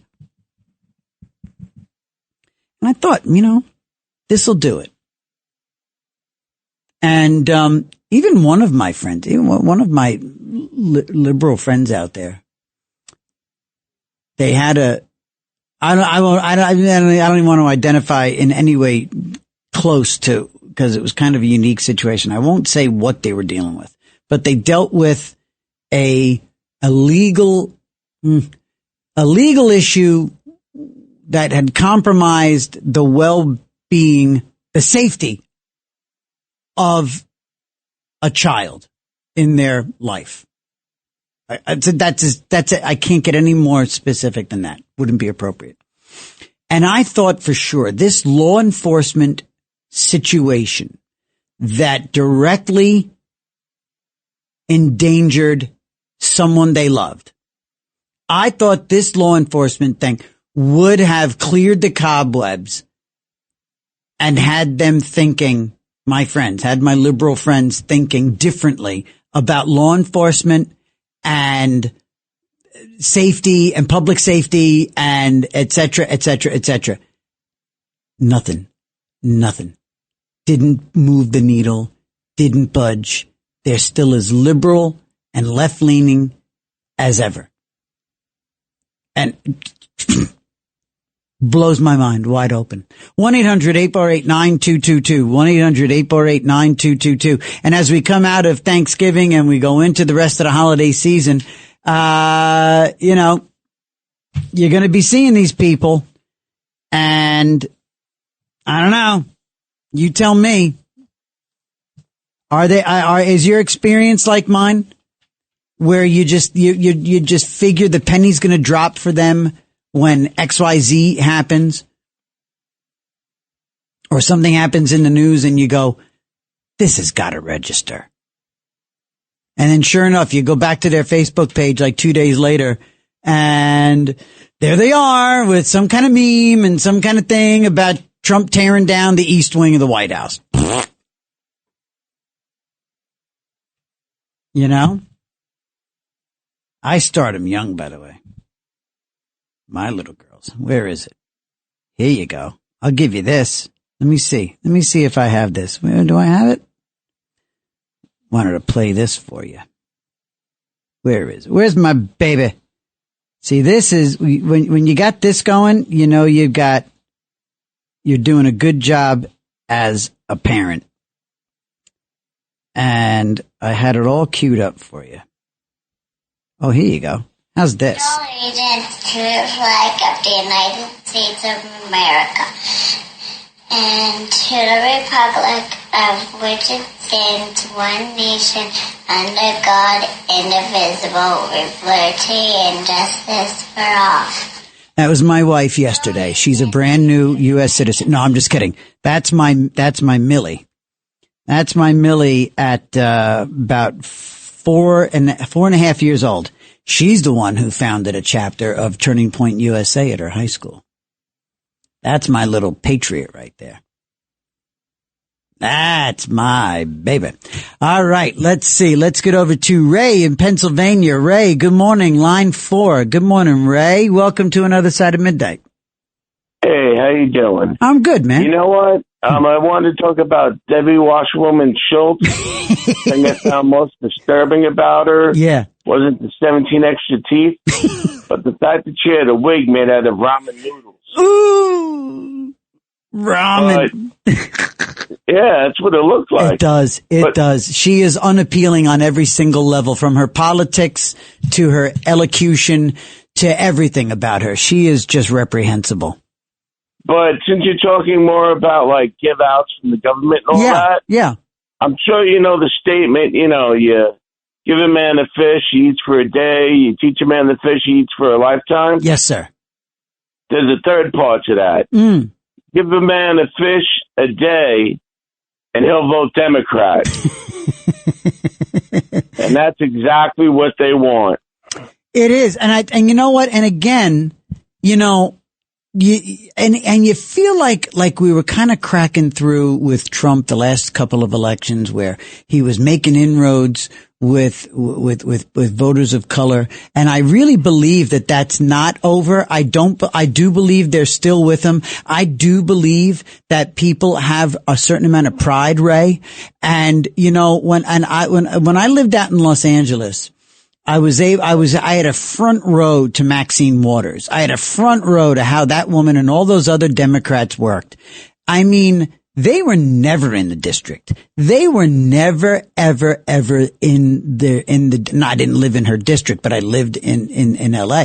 And sure enough, you would see them on TV, on local television, within about a month and a half of the election. Every 2 years, Maxine Waters, Schiff, they would show up in their districts, to hand stuff out, to point blame. Exactly.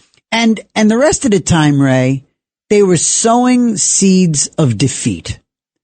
Well, I don't know if you remember, but in like the late, I guess it was like 2010. Yeah. They were saying that demographics is destiny. And they thought that they were going to get all the Hispanic votes. And then all of a sudden, they realized they weren't getting all the Hispanic votes. Right.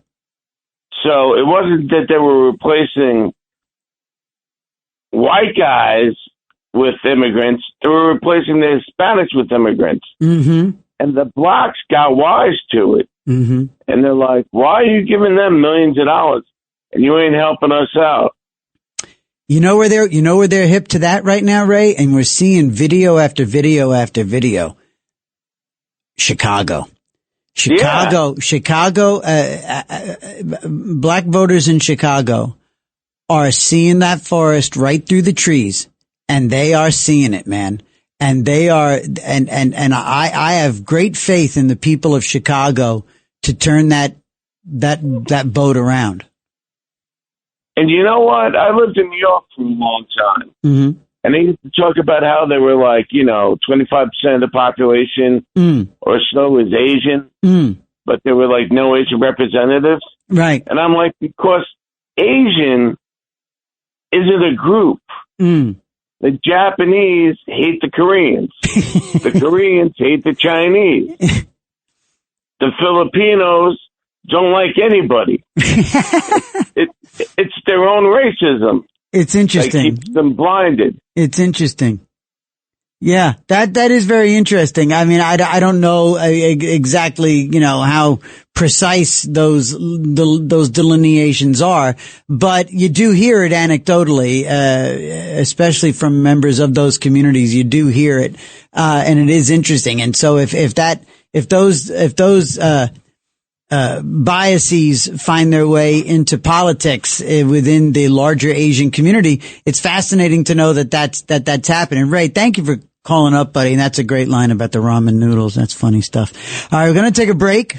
Going to take our 20-minute past the hour break. And when we come back, we got Michael, we got Eddie, we got Joaquin and Benny. And by the way, Eddie, seeing Eddie there reminds me, anytime this hour, look, you can always call with any issues you have in terms of addiction, recovery, experience, strength, and hope, whether it's booze, whether it's drugs, whether it's gambling, whether it's retail, whether it's hoarding, or as they call it, cluttering.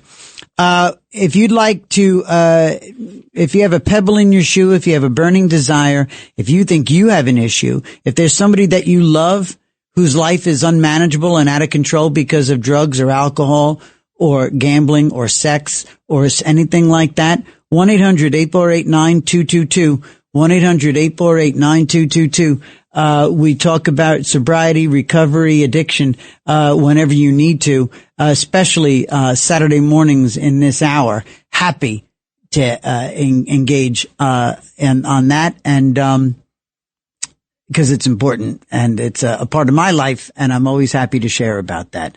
And, know that if you're struggling and you ever think, what's the point? I'm here to tell you, you're the point. You're the point, and it doesn't have to be like that. It doesn't have to be like this. You don't have to live this way. There is an answer. All right, friends, I love you. And God loves you. And here's a great line. I've said it before. It's God's job to love me, and it's my job to act like it. That's sobriety for me. All right, gang. It's Another Side of Midnight with TJ McCormack on the Red Apple Audio Networks, 1-800-848-9222. All night long. This is Another Side of Midnight with TJ McCormack, 77 WABC.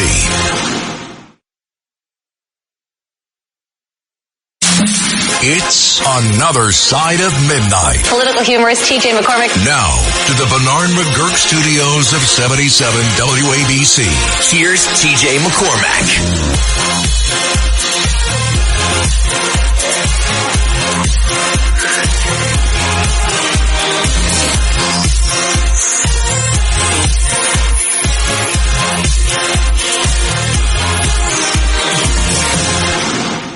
I just don't like how she intellectualizes. I don't like, if you just find, she's been talking about, Kathy Hochul, the governor of New York, has been talking about giving New Yorkers their money back. It's time no, she doesn't say give them back.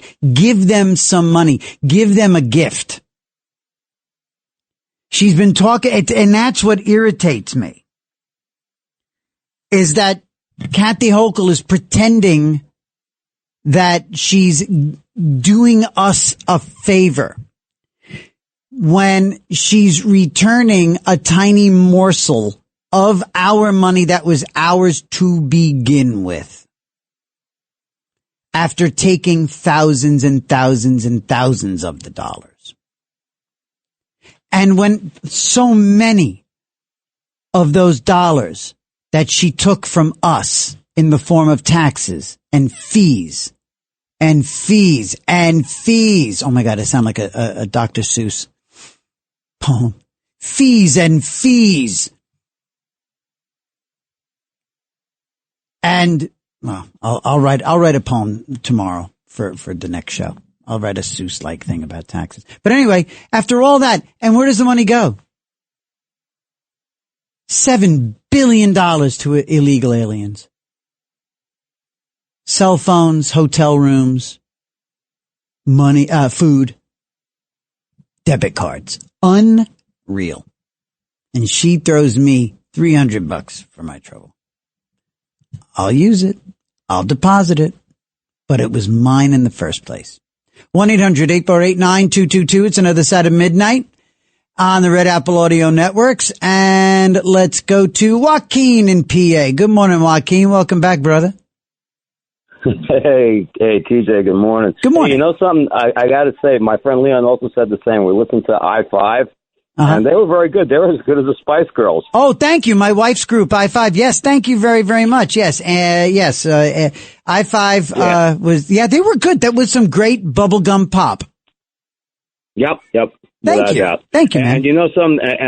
And also, too, I got to say, my heart really goes out to Danny. You know, it's a really sad story. My only advice to people is that, you know, people think that nothing's going to happen, but the best advice is to get a German Shepherd, you know. Mm-hmm. But there's some dogs that will not stop until they're dead. Wow. But anyway, the main point of my call was this, though. I was listening to Silas, and I heard him talking about people selling out for money, right? Right. And I also believe in power and control. Nathan Hale, a young school teacher, 21 years old, came across my mind, okay? And I couldn't remember how old he actually was, so I looked him up, and really, I did a quick dive on Wikipedia, and I was so amazed at the story of this man who gave his life. 21 years old. At the age of 14, him and his brother were sent to Yale College, and he graduated at 18 with first-class honors and became a teacher, okay? Wow. Eventually became a lieutenant in the Connecticut 7th Connecticut Regiment, and he was also one of the first in the new intelligence corps at the time, Knowles Rangers. Anyway, during the Battle of following the defeat on Long Island and the Battle of New York, General Washington, he needed a spy, and no one would step forward, and Nathan Hale did, okay? And he was captured, and basically he may have very well been turned in by somebody, but anyhow, right. All of the accounts of his actual execution and death were relayed by British officers that were there, okay? Now, the Provost Marshal, Captain Cunningham, was a real prick. He denied him a Bible. He denied him clergy. General Howe allowed him to write letters, and at the execution, Cunningham ripped them up in front of Nathan Hale. Okay. Wow. And now the statement that Nathan Hale said, and this is a contrast to these people that want to sell us out. Okay, here's a 21-year-old old man, right? Right. 21-year-old, kid, young man. I want to say boy, basically. Right. You know? Right. Sure. And this is what he said. I am so satisfied with the cause in which I have engaged that my only regret is I have not more lives to offer in its service and it was relayed under a flag of truce the next day by a Captain John Montrose to a Continental officer. You know, it's incredible when you really, read stories about some of these guys, but this is just so striking, Yeah. And this was a young guy who really had so much ahead of him. He was such a smart guy. And they say, the accounts of the British officers were before his execution, he had composed himself and he'd gone to the gallows, what can I say, composed and ready to give his life up. Yeah. It's, and that's, I love that he went down in history as he did. I mean, like, you know, and I love that you gave the actual quote that he said, because it's usually attributed as, I regret that I have but one life to give for my country. I mean, you have to simplify it and streamline it, but I had never heard the actual verbatim quote until you just, shared it.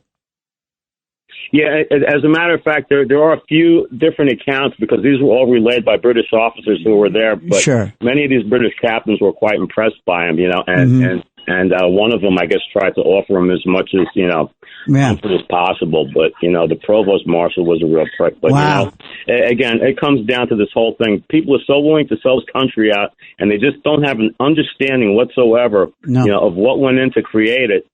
And nor do they care, dude. Nor do they care. No. You know, if anybody thinks that for one moment that Debbie Wasserman Schultz or Adam Schiff or Maxine Waters ever, like, just, you know, stop and think and contemplate and tell everybody in the room, wait a minute, hold on a minute. What should we do here? Never do they actually give that sort of brain time or that sort of, conviction. There is never a moment when Maxine Waters looks into the mirror and says, God, I've got to do the right thing here. No, she worries about doing the right thing for her own damn bottom line. Her and her husband, who's a bank executive out there in Watts and selling out those people from South Central and coming around every couple of years with crumbs, looking to buy a few votes.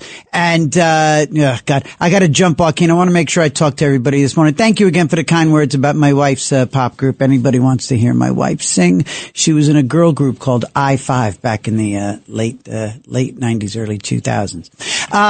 Let's see. Let's get over to Eddie in Rockland. Good morning, my brother. Eddie in Rockland, line 2. Good morning. Hey, TJ, how are you? I'm good, buddy. Listen, I remember they called it the trifecta, you know, but for me, trifecta is Monday, Tuesday, Wednesday. Uh-huh. But 10 years ago, I was sitting in my brother-in-law's house, drunk out of my mind, and it was Thanksgiving. I had to go out to the car and just fall asleep in the car with my family inside, everyone inside having a wonderful time. Whoa. And it just brings us back to where we were. We don't want to be that person anymore, you know? Mm-hmm. You know what? I wish anyone... Yeah, go ahead. Anyone who's out there who's struggling, you know, there is help, right? I'm going to be at a meeting at 7 o'clock this morning. Yeah. There's people out there that will help you. And we want nothing in return. Nothing in return. We just want more sober brothers and sisters because we know, isn't it something? Now you can't give somebody something they don't want, right, Eddie? And yet we know so badly how they should want it. And the other thing, the other magic thing here that you and I understand, and all of our other brothers and sisters who get it.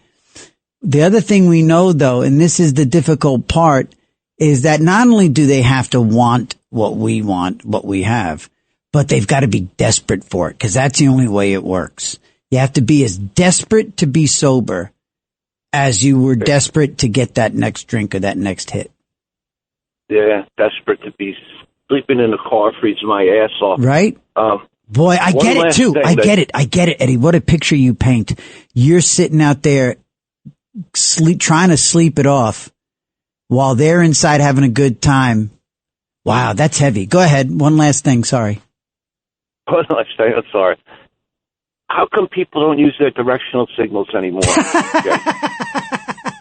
Driving me crazy. I know, dude. I know. Not that hard. No, it's a little thing. It's a little thing. Push it up, but push it down. It's right there. It's easier than it's ever been. It kind of halfway does it for you now. I know. Be sober and signal, you animals. I know, buddy. All right. Love you, kid. Love you too, Pally. Be well. God bless. There's my sober buddy Eddie up there in Rockland. We're a funny bunch too. We are a joyful bunch, us sober people, because we know. Tell you what. You know what? I'll tell you an example. And again, I've said this a million times on the show. Forgive me for being redundant. But for me, my sobriety is not drinking. It's my behavior. And this afternoon, there was a moment, and I've told you guys, I've told the family here, I've told you when I haven't been shut up. And again, I was taught that there is a verb, there's a state of being called shut up. An old guy in California, in Los Angeles, told me, you got to learn how to be shut up in life. And one of my big problems was when I'm not shut up. And today, and just for the sake of brevity, I'll be quick. I didn't say something today. I held it and I was shut up. And on the way into the city yesterday, I was shut up. And on the way into the city last night to do this morning's program, my wife sent me a text, and she didn't know that I was working on being shut up. All she knows is what kind of transpired in a moment. There was a moment that happened that normally classic TJ would have been a bit of a jerk. But by the grace of God and with a little bit of self-control, thanks to sobriety, I stayed shut up. And on the way into the city last night, my wife sent me a text and said, boy, I really just want to thank you for blah, blah, blah. It was really nice. And thank you for having a good time. And thank you for being there for me. And I didn't do anything. That's the blessing. I had the wherewithal to be shut up. My sober behavior, not just not drinking. If I drank, she's gone with the girls. But by being shut up, made my wife happy, made her so happy through doing nothing that she picked up her phone before going to bed while I'm driving into the city last night to say thank you. Now, the thank you is the blessing and the gift. I don't deserve the thank you. But what it tells me is I made her happy by doing nothing. What a 180-degree turn from all the things that made her miserable through all the things I did 25 years ago. Been 20 years since I had a drink, and I'm still working on it, still trying to get better at it. But God, I tell you what, I am so clear as to how much I love my wife and my life and my girls. In this place, I can't believe I'm here. What a blessing. Me being here, and the title of this show, the name of this program, is, in fact, the living, breathing promises of sobriety. This is the living, breathing gift of sobriety. No sobriety, no TJ McCormack after the other side of midnight. Absolutely not. 1-800-848-9222. Michael in Jersey, line 1. Good morning. Line 1. Hey there. Good morning, Michael. Yeah, I hate to burst your bubble. Uh-oh, what did I do? Let me give you some facts. Okay. Okay, you were talking about Chicago. Maybe there's a possibility that people may change. There was a Mayor Lightfoot who stunk to holy hell. But she had one good thing. Yeah. When the buses came in with the immigrants, she told them, don't open up the doors and get the hell out of my city. Other than that, she was a horrible mayor. Yeah. They threw her out, and they put in someone who's 100 times worse. Yep. So Chicago is gone. Now let's come to Boston. Because everybody keeps blaming. Now, I happen to be a white Anglo-Saxon Protestant. How dare you? Okay. Now, let me give you one more thing. The city of Boston. Yeah. because it's time that they stop blaming minorities. Mm-hmm. The city of Boston is what you might say lily white. Yes. Who did the people in Boston vote in as mayor? This Chinese woman who had a party for non-whites only, and she tried to keep it a secret. Yep. When they found out that she was giving a party for the politicians who were non-white, her excuse was, well, I was going to have another party for the white politicians. Excuse me, who are you, George Wallace? All of a sudden you segregate people? What are you, for real? Right. Now I'm going to tell you something else. Okay. Governor Hochul will be reelected, not by minorities, but by white people. By white liberals in the suburbs in Westchester. Not only this, upstate New York. Is upstate New York black, Hispanic, Jewish? No. Right. It's white Christians who are destroying this country. Yep. Okay, because minorities may control some of the cities, so they put in these horrible mayors, like Detroit and Chicago and Atlanta. But no state in the United States is controlled by minorities. Yeah. It is controlled by white Christians. Okay? And these white Christians, who are the ones who are in the majority, decide who gets elected as governor and as president. The United States has no business having any Democratic governors. Right. Right? They do. And who put them in? Who put them in? Damn whites. Us white Christians. Damn Catholics whites. and Protestants. Sick of the whites. Right? So when people complain, oh, it's the minorities, no, dummy, it's us. It's us. I tell you what, you're right. And look, it took a lot of lily white Jewish people in New York City to elect Mamdani. And who elected the guy in Boston? I know. White Irish. I know, buddy. I know. Okay? Michael, you nailed it. Perfectly honest. I bear full responsibility for it. Right? So you can't, it's all white people. But as far as the Jews go, to be perfectly honest, they're insignificant. In a country of 350 million people, what do you got, 7 million Jews? You can't blame them. You can't blame the blacks. You can't blame the Hispanics. You can't blame the Chinese. It is white Christians that are putting these people and in. It's because they're bleeding heart. Michael, you're so right. Thank you, buddy. Thank you so much. Let's get to Tommy in Connecticut. Tom in Connecticut. Good morning. Hi, TJ. Hey, Your show Tommy. is great. Thank you. Yes. The caller Mike was referencing Boston. We call it Beantown. Mayor Wu, she didn't tell you she's Chinese, but she's married to a white guy, and that party was a Christmas party for non-whites. Yes. So her husband, who was white, had to wear Groucho glasses when he went to the party. Groucho glasses. The schnoz glasses. Very funny. Yeah, like nobody was going to know who it was, but that's what he was for, so Mike would know that. But Mike is half right, but come on, the Democrats get tremendous amount of votes from minorities, and that's why they bring all the third worlders in. Trump is a little bit late with the immigration from the third world. Yeah. Let's face it, a lot of the third worlders now come from Europe and Australia. They're living there, and they come. That's the first stop on the train. Then they come to the U.S. They get in, and they get all the goodies over here. So that's just listen. You're $1 late, and we're in a time fucking short. You know what I'm saying with that? But this is what they want. They want to do it. They want New York to be California. And get rid of it. But the bottom line is, what Mike is not going to tell you, they want to get rid of the conservatives. That's what they want to get rid of. Yes. They love the useful idiots. The communists and the left wings love useful idiots, and there's plenty of them. A guy mentioned Nathan Hale. Joaquin is very informed. Yes. But he should know that if Nathan Hale would come back and saw your support of open borders, and he's going to say he doesn't support it, but he did his whole life, he wouldn't really be too thrilled with you either, because Nathan Hale didn't want the invaders in. That would be the British. He wanted to throw them out of here.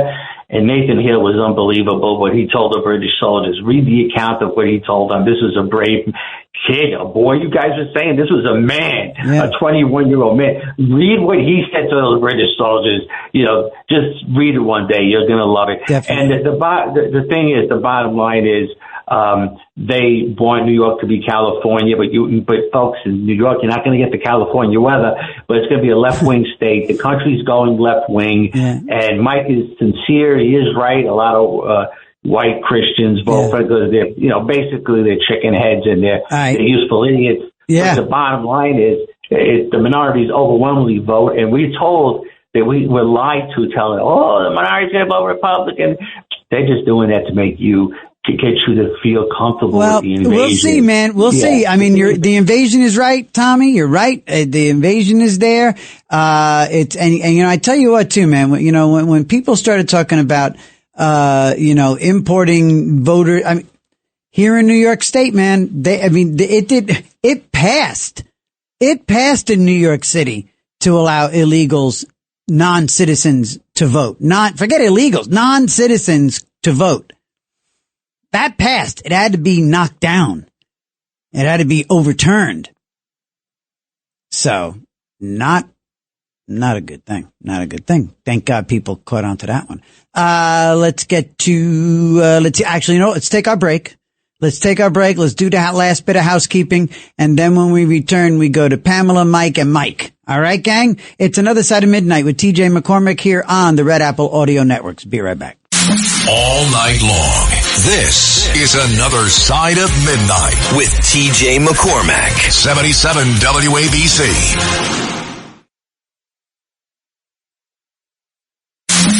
It's Another Side of Midnight. Political humorist TJ McCormack. Now, to the Bernard McGurk studios of 77 WABC. Here's TJ McCormack.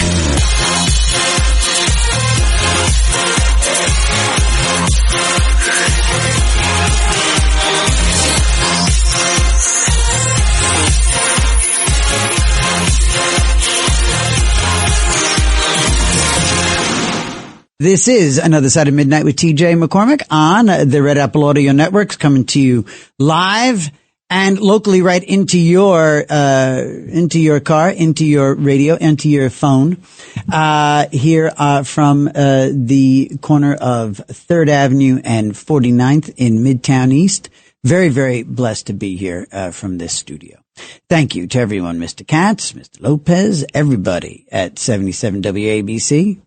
Very grateful. And again, not here if I'm not sober. And so thank you, God. Let's go to, Pamela. I'm going to go to Pamela. I know it's Pamela, but I'm going to call you Pamela just to mix it up a bit. Good morning, Pam. Yeah, you should have heard. I was called Kamala there for a while. There you go. How are you, love? Good morning. Good morning. And no offense to you, because I got a little Irish in me. And I was listening to the history of the Kennedys in Boston. I got a nice lesson about what happened with the Irish in Boston and how they, when they came, they were discriminated against. Yes. Yes. But what they did was they grouped together and formed their own Tammany Hall up there. Sure. Tammany Hall. Yep.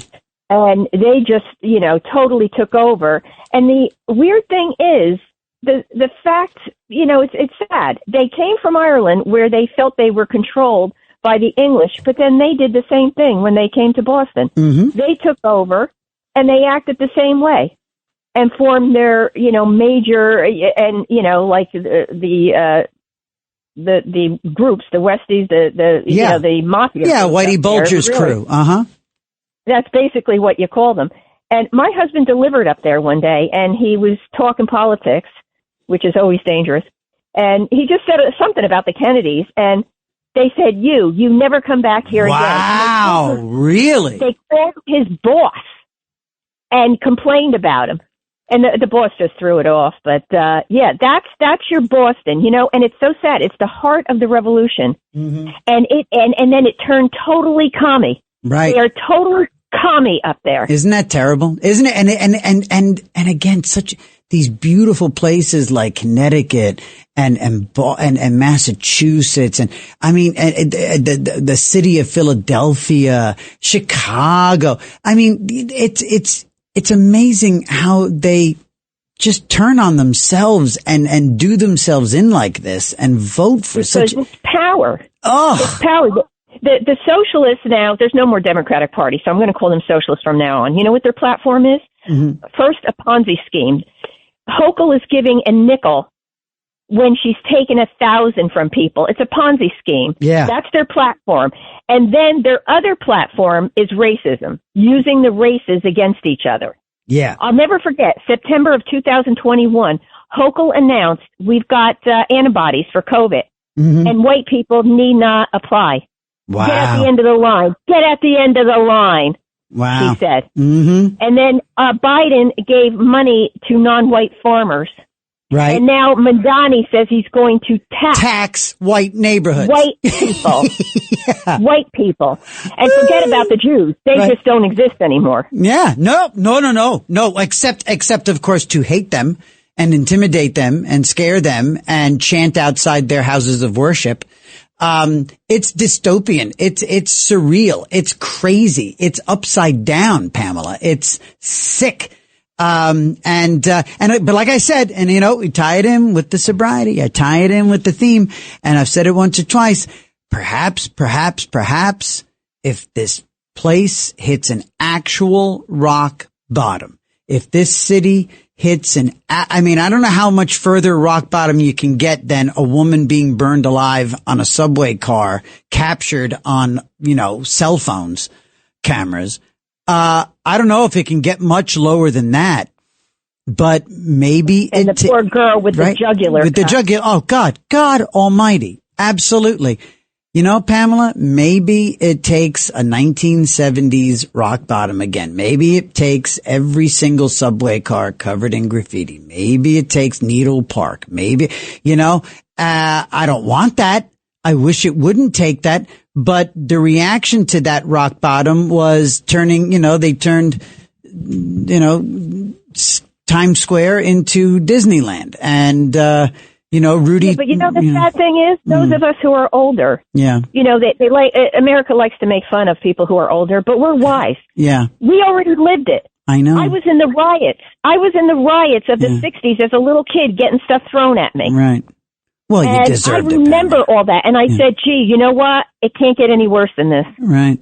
Well, we're there. I don't know, lady. All right, let me jump. I'll talk to you tomorrow morning, Pamela, I'm sure. Let's get to Mike in South Carolina. Good morning there, my rim shot buddy. How are you? Good morning, TJ. Mike. Hi. I'll tell you what. What's up? I enjoyed talk radio for 35 years. Uh-huh. I wish some people would just get to the point. I never got such an elongated history lesson on Nathan Hale. Yeah. I mean, come on. Let's go. Try to get to the point.